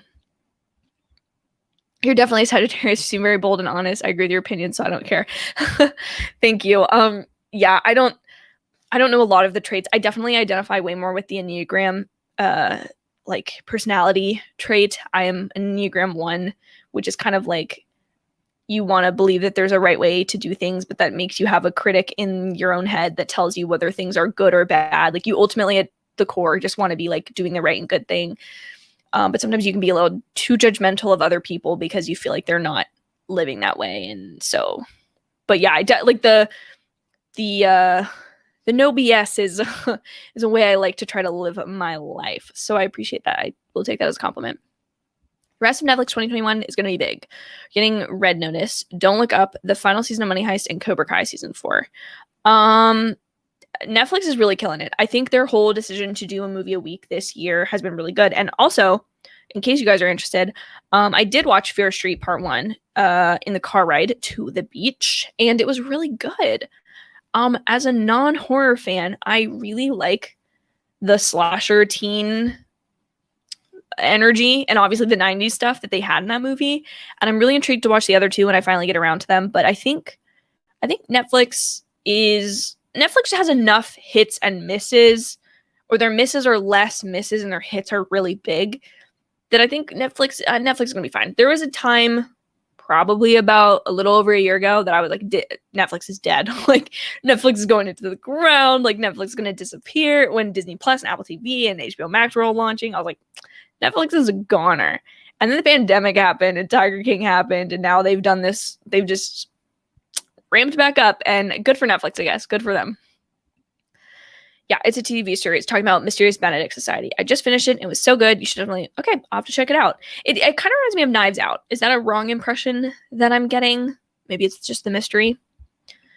If they're 100% certain that HSMTMTS will get 5 seasons, then I think they should do summer. Yeah, I heard they plan to only do 4 seasons, skip through the first semester of Ricky's senior year. The only thing is, as someone who has been a senior in high school once upon a time, first semester of senior year, not that much happens. Everyone's stressed taking the ACT and the SAT, which no one wants to see in a TV show. People are applying to colleges, and then it's Christmas, and you have all the emotions. The emotions haven't really still hit you that you're going to college. And then second semester, you have your final spring break of high school. You have prom. You have making the decision to go to college. You have wrapping up high school, graduation, all the senior events. So to me, even if they do the 4 seasons, I would still be on board with the summer, but I totally get where you're coming from. I totally understand 100% what you mean now. What do you think of Kluger? Oh my gosh. Okay. First of all, I think the movie is weird. It looks weird to me. I watched the trailer for it. Looks weird. I noticed when the Venom 2 trailer came out, which I filmed a reaction for, and it was horrible. It got interrupted like 5 times, and I was just like, whatever. So apologies to people who found me through Venom, and I didn't do the second trailer reaction. It looked very good, very intriguing. I didn't think it added a ton. I just liked seeing Woody Harrelson more. But I noticed that it said this fall as opposed to September 25th, I believe, or September 18th, yeah, something, whenever the date was, but it was confirmed for in the first trailer. I noticed that was missing from the second trailer. And so Clifford the Big Red Dog, listen, that is a movie that appeals to children. If parents don't feel comfortable enough to take their kids to theaters, that makes so much more sense to me as a VOD. However, Sony doesn't have a VOD service. So VOD being video on demand. Shang-Chi, the marketing has ramped up the past week, like severely. Like, I'm getting as many notifications about that movie as I did Black Widow when that came out. I don't think Sony will move. I don't think Shang-Chi will move. Eternals and No Way Home, I could see being affected. The only thing I'm just confused about is like, this summer has proved that people are going back to movies and they're doing well. I don't know. I don't know. I think it could affect Eternals and No Way Home. If you're asking if that's why we haven't gotten a No Way Home trailer, I don't think that is why. I don't think I think they're just trying to really leave up suspense and deconflict. I think Shang-Chi, I would bet is safe. September 3rd is just a couple weeks away. Literally less than a month. I think that's safe. Anything else, I don't know. Clifford the Big Red Dog, I could see being removed and delayed because it's a kids movie. And Sony doesn't have a streaming service or a video on demand service, but I could see that being a Trolls World Tour type situation, and doing crazy numbers, ridiculous, and people talking about the death of theaters again. Eternals is 100% going to be a theater experience, and so will No Way Home. Those aren't going to get put on Disney Plus, unless it's the premiere thing that Black Widow did. But I would be surprised. I don't know. I think the film industry is trying to buy themselves some time until they have to make these decisions. And Eternals is far enough away. I will kick a wall if it gets to Eternals is November. If it gets to end of October and then they're like, okay, now we're pushing it. That's when I'll be frustrated. But I think they've got some time to figure it out. So I don't know yet, Alex. Good question though. Really good question. What Disney Channel or Nickelodeon TV show or movie do you think should be given the HSMTMTS? Ooh, this is a great question. So I'll be honest, I didn't watch a ton of Nickelodeon growing up. iCarly kind of already has its future thing, which I've heard some people say it's fun to watch. Some people have said they're not really a fan of. I think Disney Channel, I don't know, because it kind of only works for High School Musical. If they did Camp Rock, it'd be too much oh, we go to the real Camp Rock, or you know what I mean? That wouldn't really make sense. So I don't know if that would work. The Hannah Montana double life thing seems the most applicable to a reboot, in the sense of not, hi, I'm a new girl and I'm gonna be a secret pop star, but I don't know, maybe she's secretly an internet personality, but in real life no one knows about her channel, or that sounds a little narcissistic, but something like that, more refreshed in the modern age. But then they kind of did that with Bizarre Advark. So I could see the double life aspect of Hannah Montana. I could see a show I don't know, Minutemen could be a fun show. The Disney Channel original movie could be fun as a show. Characters traveling through time, fixing things, whatever. But then that's kind of what Loki was. I don't know. It's a great question. Nickelodeon shows. Oh, you know what show I really liked on Disney XD was Kickin' It. Kickin' It walked so that Cobra Kai could run. Okay, for sure. Kickin' It, I could see, but then it'd be direct competition with Cobra Kai, and no one would watch it. So I don't know. That's a great question, but those are maybe some of my. I think it'd more be the trope of something like that, or bringing in a magical story like Wizard of Waverly Place, something like that. I don't see them doing it in the same meta way that they have with High School Musical. I think that just really worked, and I don't think it would work in the same way with anything else. Hey, Arushi, how are you doing? Hope you're having a great Sunday. Thank you so much for stopping by the stream. Kind of messed up on making some of the characters sophomores and EJ a senior. I feel like they all should have just been juniors so they can show. I think the only person it made sense to me that was a sophomore was Gina, being wicked talented, brand new to the school, younger girl. And then I don't know, I guess EJ, it made sense in his character the first season. Ironically, the two Wonder Studies who are now together, it made sense for him being a senior so that he could be Nini's older boyfriend. He's so mature and he knows, he believes in her, and he's so experienced in the musical world. But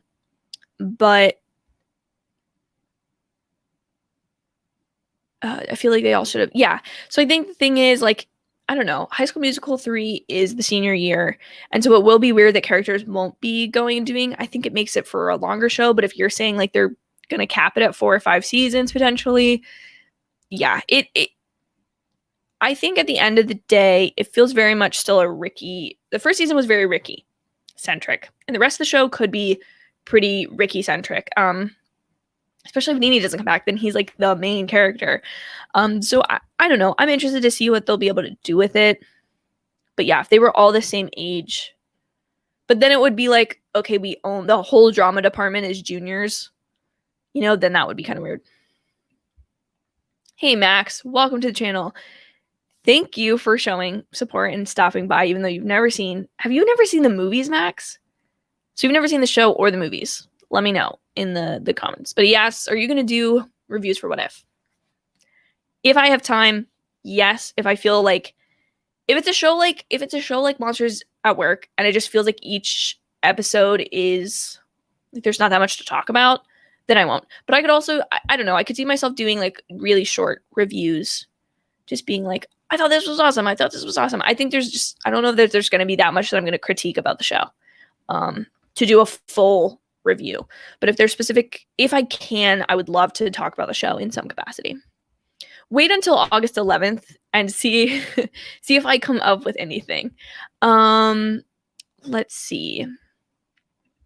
Whose reveal was more of a letdown, Mandarin, Iron Man 3, Taskmaster? Unpopular opinion, neither.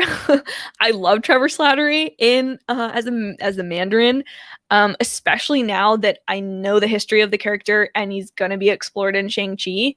It seems way more intense that there's like a fake one, and now this guy who's like I don't want to swear because then I have to rate the stream differently. You know what I'm saying? A bad, you know what? He is gonna like come and like be like, yo, Trevor Slattery, like you should not be impersonating me, bro. And then I think Taskmaster, I think if I had to pick one of the two, and I don't want this to be, people getting mad at me, I would say Taskmaster just because I knew it was Dreykov's daughter. It wasn't even that I was mad that it was Dreykov's daughter. I was just like, oh, that's probably who it is. Like that technology would probably keep her alive, whatever. I think just because I predicted it early, I think that one maybe more so. I get why people were frustrated with the Mandarin. I thought it was funny at the time. I think it's even better now that they're going to fix it. So Taskmaster, just because I guessed it. I've only seen Friends out of order, so now I'm going back and rewatching it. Friends is really good in order, but obviously I think everyone just catches a random episode of Friends and is like, what is this? Like, okay, I'll watch the whole thing now.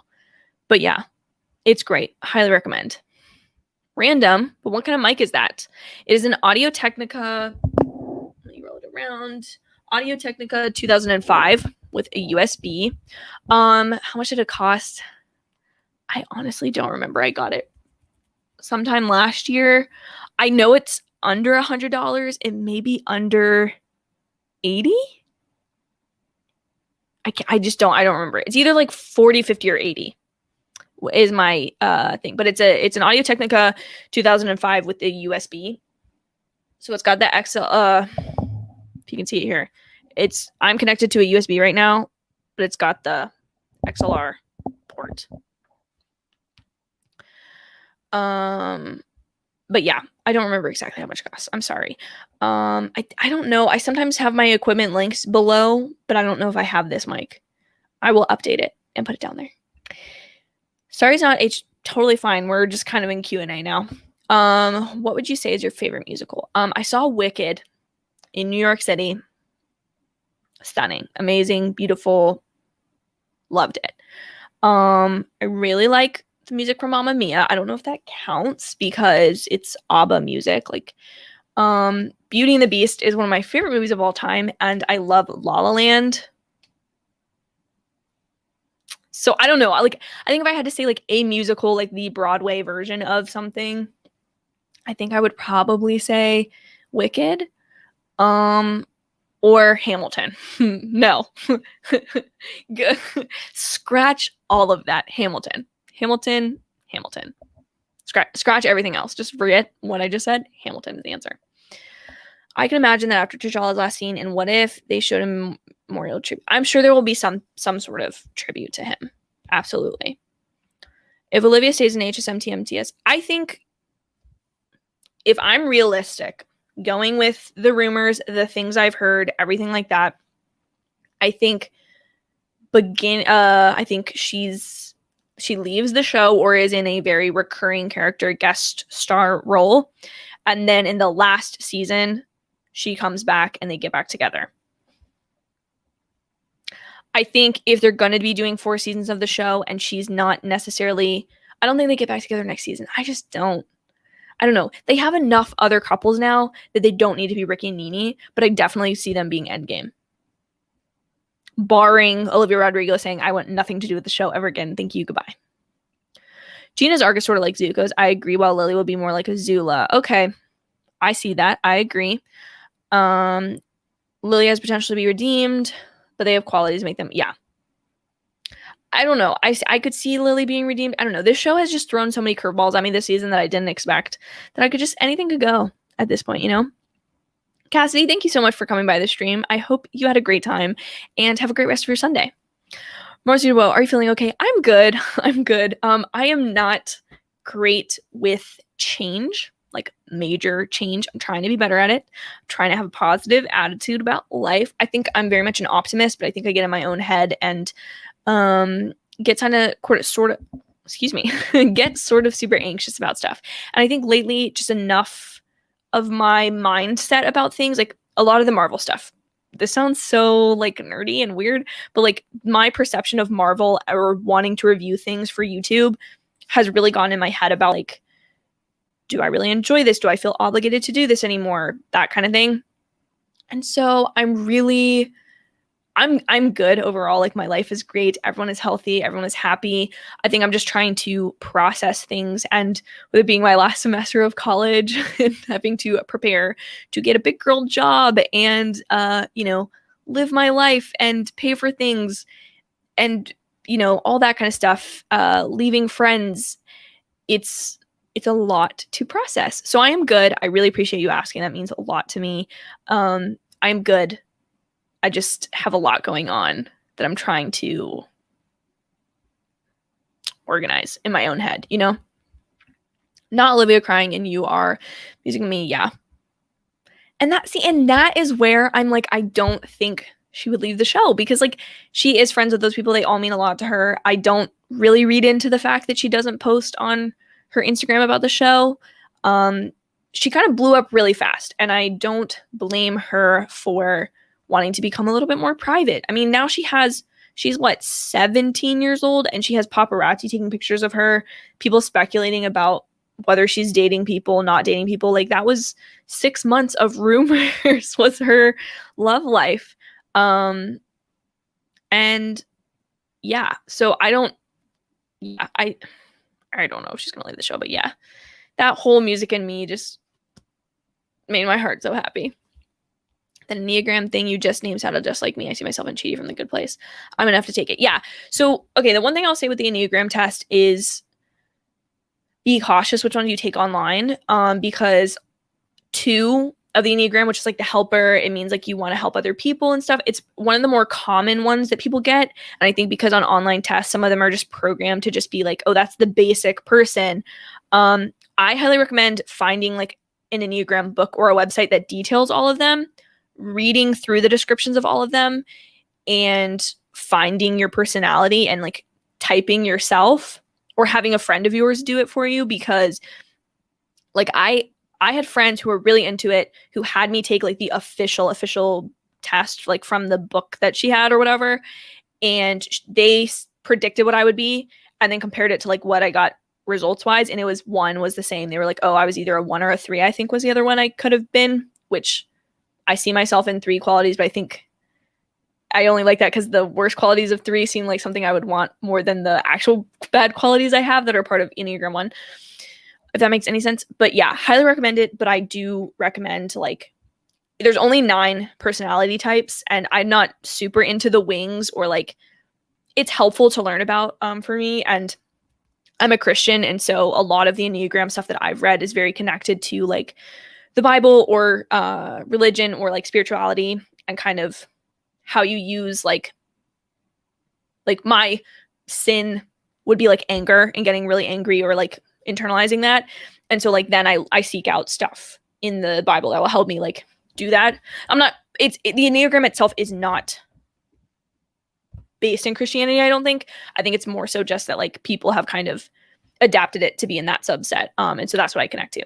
But yeah, I highly recommend looking at characters. Has helped me with TV shows. I really see the world through TV shows. I understand the show through movies and television, and I understand my own feelings. And by seeing myself in different characters, I have a better understanding of myself. So for me, that one has been the most helpful. There's only 9 types. look it up. There's a ton of Instagram accounts that will be like Star Wars characters according to your Enneagram type, and it'll be like 1 through 9, who's who. And so, you know, really try to be honest with yourself, read the negative qualities and see like what you actually struggle with, or just be honest with yourself. It calls you out, and that's how you know it's your whichever Enneagram number you are, because you feel extremely called out for certain stuff. But it really does, for me, it's been the biggest thing to help me understand the way I process life. And it's also super popular right now, the Enneagram. Has been for probably the past 2 years, so there's a lot of stuff out there about it. Future reminds me of Scream. Yeah, 100%. It definitely took inspiration from Scream, just being a 90s slasher movie. Glad you enjoyed Fear Street. I think you'll enjoy the other two. Yeah, the next one looks really scary. But I'm good with I'm fine with like true crime, slasher, that kind of violence is not what scares me from horror. I don't like stuff like Saw, and then I don't like stuff that's like The Conjuring. Like, I don't like demon stuff, you know? Like, I don't really mess with ghosts. Like, the witch in the Fear Street trilogy concept, that's fine, because it's like, that's kind of cool. It reminds me of Pawnee and Eagleton, the two towns where like Pawnee's like really crappy, and then Eagleton is like totally fine. So I think that's what I enjoyed about Fear Street. So I'm excited to watch the other two. I'm a little nervous about the next one because looks a little scary, but it definitely is more. It kind of reminds me of that season of what was it called? No, I think it was season 1984 of American Horror Story. I can't watch American Horror Story because it creeps me out too much. But that's what it reminds me of. You only keep one. Oh, well, okay. Okay, so I canceled my Netflix subscription in 2019. Canceled it.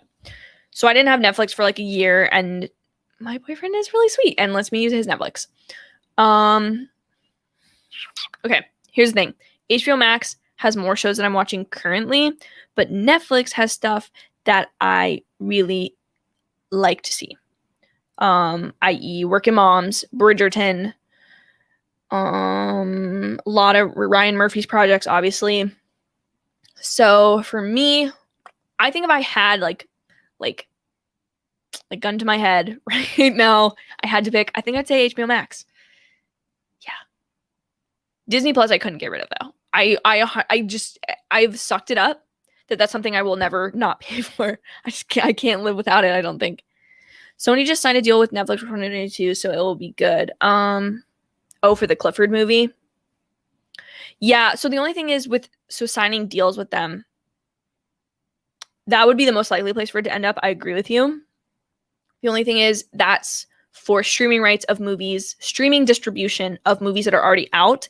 That is not for straight releases onto the platform. So like something like Spider-Man Into the Spider-Verse would be on Netflix streaming. I think it is currently. It wouldn't necessarily be that. That would give them an option.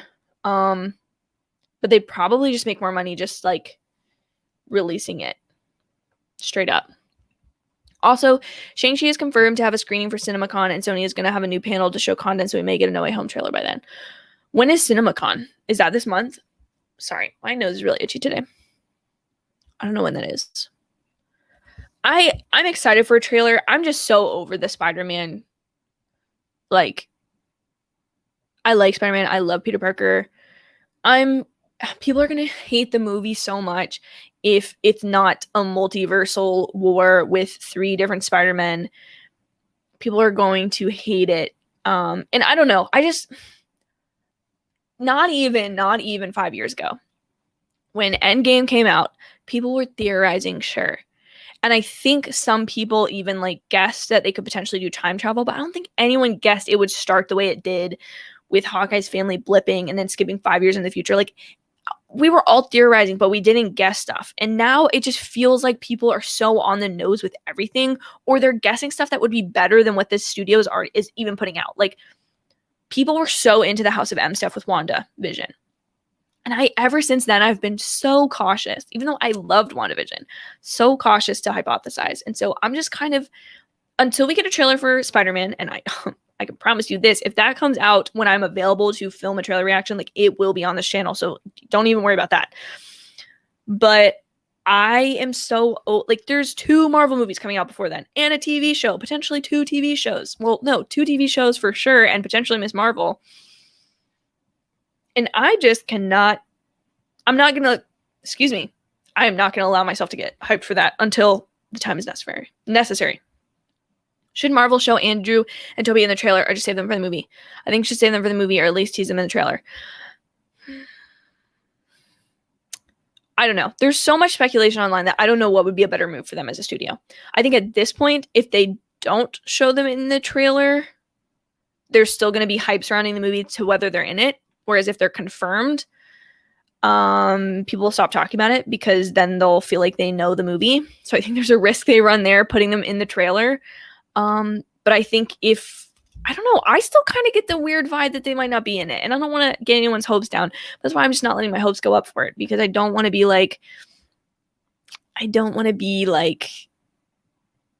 disappointed, you know? I say they're not in the trailer. I think the trailer will be the most minimal trailer you have even seen, if it's even stuff from the movie. Because I remember when Spider-Man Far From Home came out, there was a scene of him like going up against people and it looked like a restaurant. Never in the movie. So I could totally see the whole No Way Home trailer just being like that shot in the Avengers where they've digitally put in Hulk or removed him or whatever. 100% see it being like that. Yo, what's up, Meters Reviews? Ben, how you doing today? Just stopping by to say, hey, not the biggest HSMTMTS fan, but I heard they were considering dropping season 3 all at once. Thoughts? I've enjoyed the week-to-week format, obviously, with all of you.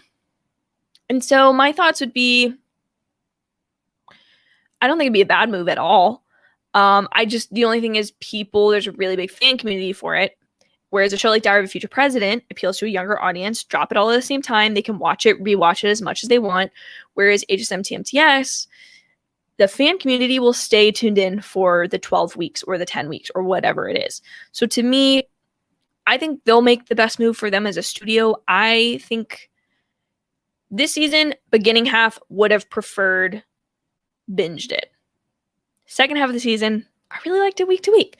So I don't know. I think they're going to have to really decide what they want to do with these drops post Diary of a Future President. I don't think the Marvel shows will ever be dropped in a chunk. I don't think so. And I doubt High School Musical would be. But I would not be opposed to it. Never seen the movies or the show. Max, come on, man. You got to watch the movies. Highly recommend them for, well, I guess you won't feel the nostalgia. You may just see them. I make the argument that they're still pretty good movies. I think I've seen newer DCOMs or newer teen, young kid high school movies. I think they're pretty top notch. Hey, love the videos you make. Julian the Phantoms Drew reaction. It's a really good show. One of my best friends really loves this show. I've seen a lot of fan art, and I know it's kind of similar to this show. Maybe I'll have to check it out. Nothing's really pushed me over the edge to watch it, but if I do check it out, since I know a lot of you have recommended that to me, I will 100% talk about it. Probably didn't know what future career they could do for other characters, so they just made them sophomores. They don't have to touch on them as much. I wonder what Ricky will want to become. Yeah, I think with Ricky, he doesn't know exactly what he wants to do. And he's kind of a jack of all trades, he's a skateboarder. He's into the musical now. He plays guitar and piano. He doesn't seem like he does the best in school, but he's definitely not flunking classes. Yeah. I do appreciate that the show, though, has reminded kids, because this is something in high school that it gets stuck in everyone's head and they can't think about it. Is that what you do after high school is not the most important thing in the world. I definitely don't think college is for everyone. I think you got to go on your own path. I don't think going to the most prestigious college is the best thing. Always. I think you got to go where what you want to do with your life, what sets you up for the best opportunities for that. And so I like the fact that the show isn't making high school all about ACTs and this, but it's also not making it like Gossip Girl, where it's all this drama's going on outside of school. It's a very grounded show for high school, and I appreciate that. Hamilton for life. Absolutely. Love Hamilton. Always will. Thank you, Alex. I appreciate that a lot. Good luck. Good vibes. It's everything I need. I think it's gonna be a great semester. I'm gonna make it a great semester. And you know, the future is the future, and I don't need to worry about that now. But I appreciate your well wishes. I don't think Ricky and Nini will be Endgame. I think the show is that Ricky and Gina's story. Surprisingly, the show typically picks the first couple as Endgame, but I think Tim has other plans. I don't want it to be Ricky and Gina. It doesn't make sense to me. It doesn't. He's rejected her like twice now. He's always been going after Nini.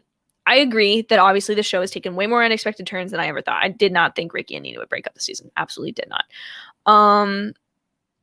But I don't think it's about Ricky and Gina. I just don't. I think this is where I think they could use the summer season, figure out how people actually feel about EJ and Gina when they're actually officially a couple in the show. Or they could just give people like me what they want and just EJ and Gina will be together forever. I don't know. You're right. Tim, the creatives on the show could go whatever direction they want. But I'm tired of it just being Ricky's triangle. Like, other people are quality people, EJ, and they deserve a shot. I'm a pretty self-aware person, so I think I could do it. Most people around me have a limited perspective of me and see me as a person who's antisocial or someone who's self-absorbed, overly talkative. Then take the test, read the ones. I highly recommend it. What was that guy's name? I'll make a community post about the video since we've kind of been talking about this. Or I'll make a playlist later for some really great video essays that I've watched recently for you guys to just watch, and I'll promote the playlist. And that guy has a really good explanation of how to like figure out types of like your type in relation especially to TV and movies. What TV show or movie character do you think acts most like me? Oh gosh. Schmidt from New Girl. I see both good and bad qualities of myself in that man. I really love Schmidt. He's hysterical to me. Wound super tight, but has a really big plan. He's like, girl, I'm gonna marry you to CC, and like, I don't know, he just goes after what he wants. He's workaholic, a little bit of a perfectionist, minorly too organized. Main character though, and maybe I don't know if it's me emulating her qualities or me trying to emulate, like naturally, or me trying to emulate, but Monica from Friends is the character in that I identify with the most. The clean organization thing, but then she's got the messy closet, which is like I like certain things to be organized, but I'm not always the cleanest about them. Her kind of high strung, knows what she wants from life. Just very excited about things. Her and Chandler's relationship, I really, not only do I love, but I identify with. And then I do think I have similarities to Pam. I think sometimes I can come across a little shyer than I actually am. Whereas like if you watch the beach day episode where Pam walks across the coals, like there's something that comes out in her after that of like, she sees herself differently. So she projects herself differently to the world. Definitely feel that. And then one movie that has called me out is Beanie Feldstein's character in Booksmart. When she's like realizes that she's like worked her butt off all of high school, made all these friends with all the teachers and blah, blah, blah, blah. And she's so excited to go to this big school. And then she realizes everyone else is doing the same thing.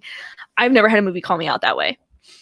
And I just don't think she was worried about rules. She was worried about breaking, things she was like worried about doing. I liked her character a lot. I wouldn't say Fear Street Tour 2 and 3 are scary, but 3 could be a little disturbing. I don't know how to describe it because we could think of in 2 separate ways, but I recommend checking that out. I definitely want to finish the trilogy. I think it was a really interesting concept that Netflix did. I think it paid off really well for them, both in ability to market something and the payoff of people to return week to week to watch the movies. Really well done, the first one is, and so I think the next 2 will just expand upon it. And I think it will be a horror trilogy that people, maybe isn't people's favorite, but people will talk about. I think it will grow with time to realize like, oh, it's actually pretty good. CinemaCon is late August in Las Vegas. Okay, thank you for the update, Alex. There are reports that Miss Marvel is delayed 2022, but it may show at the Emmys like what they did for WandaVision. If it doesn't show, it might get delayed to 2022 because it has more effects than Hawkeye. I think if they remove something from the docket, it could be Miss Marvel. Because now they've already confirmed Hawkeye. I don't think they'll move that. And it seems to be somewhat centered around the holidays season. There's a couple episodes where it looks like they're in New York at Christmas time. So I definitely don't see that one moving.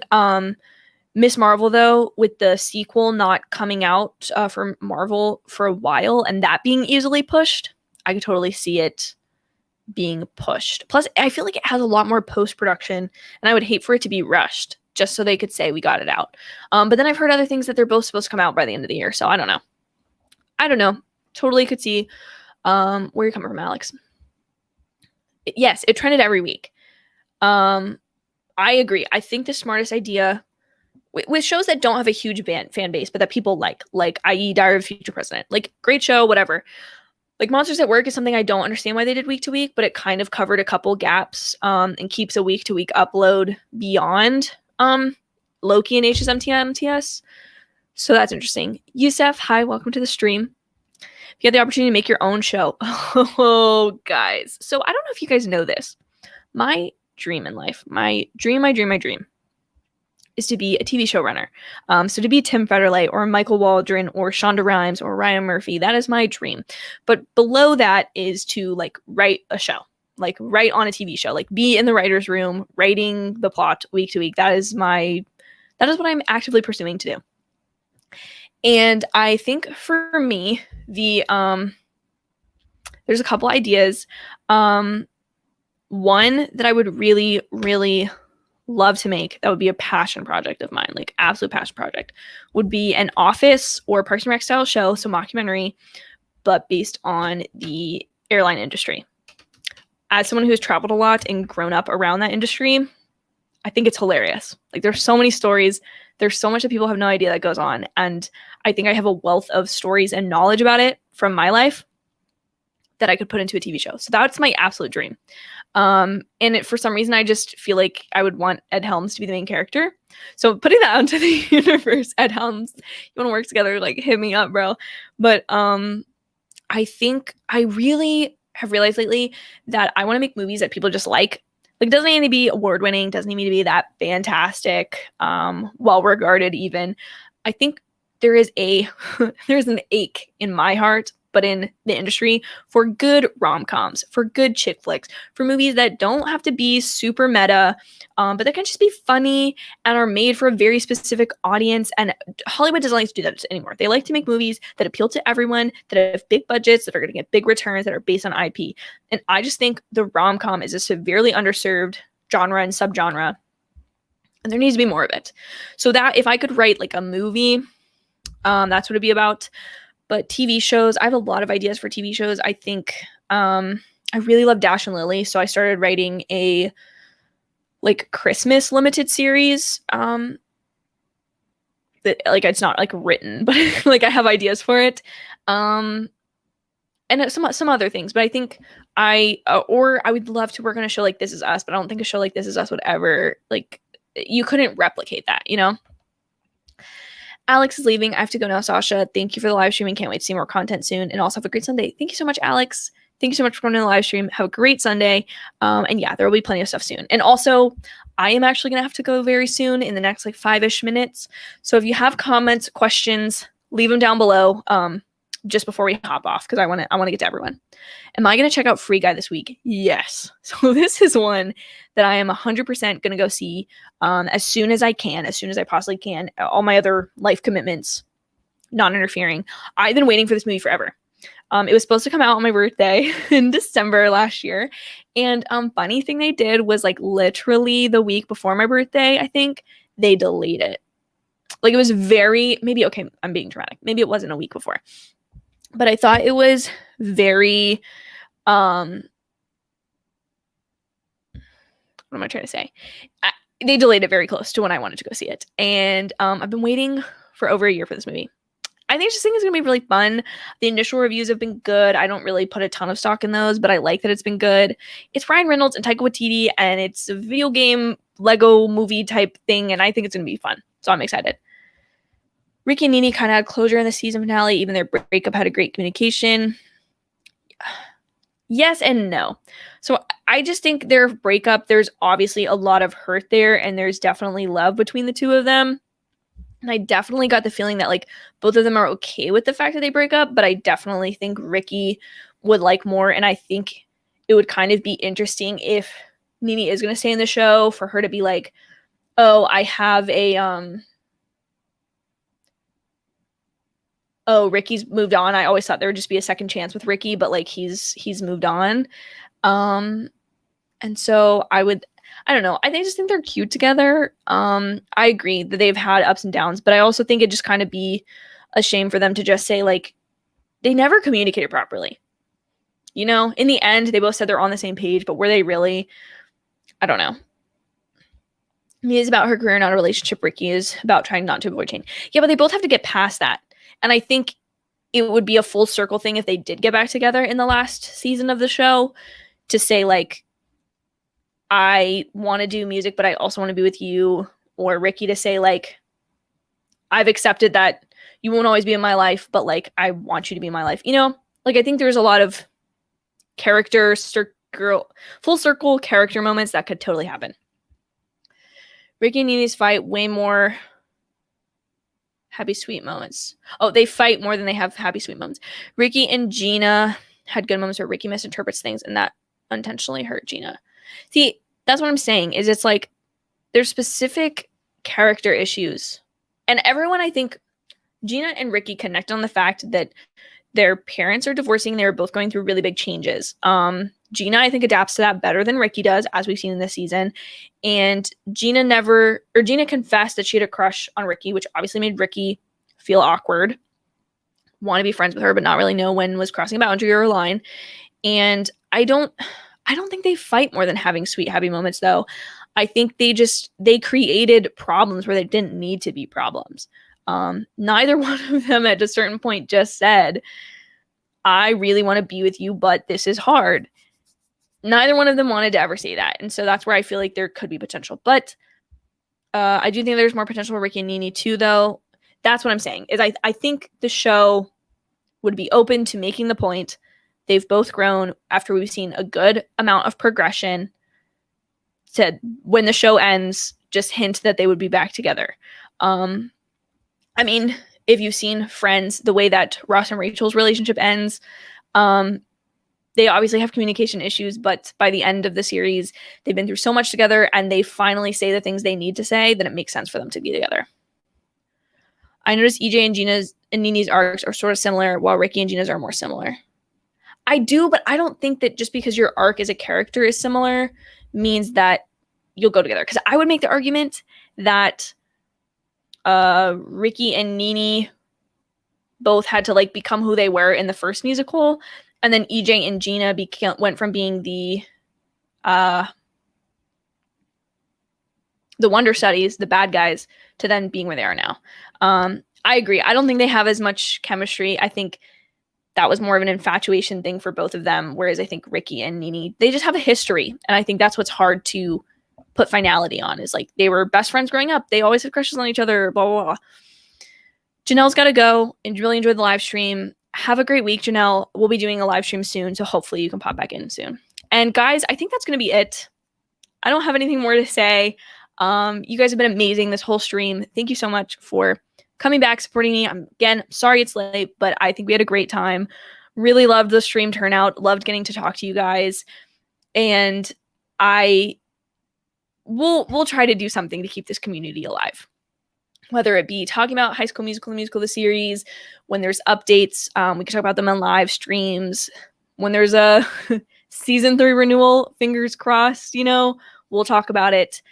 Absolutely. Have a great day, everyone. Thank you so much for stopping by. If you're brand new to the channel, it would mean a lot to me if you guys subscribed. Trying to just grow and create even more of a community. So if you want to come here, you're interested in the content I talk about, be sure to subscribe, like the stream if you would, leave me some comments down below, and everyone just have a great Sunday and a great week, and I will see y'all in my very next video. Bye, everyone.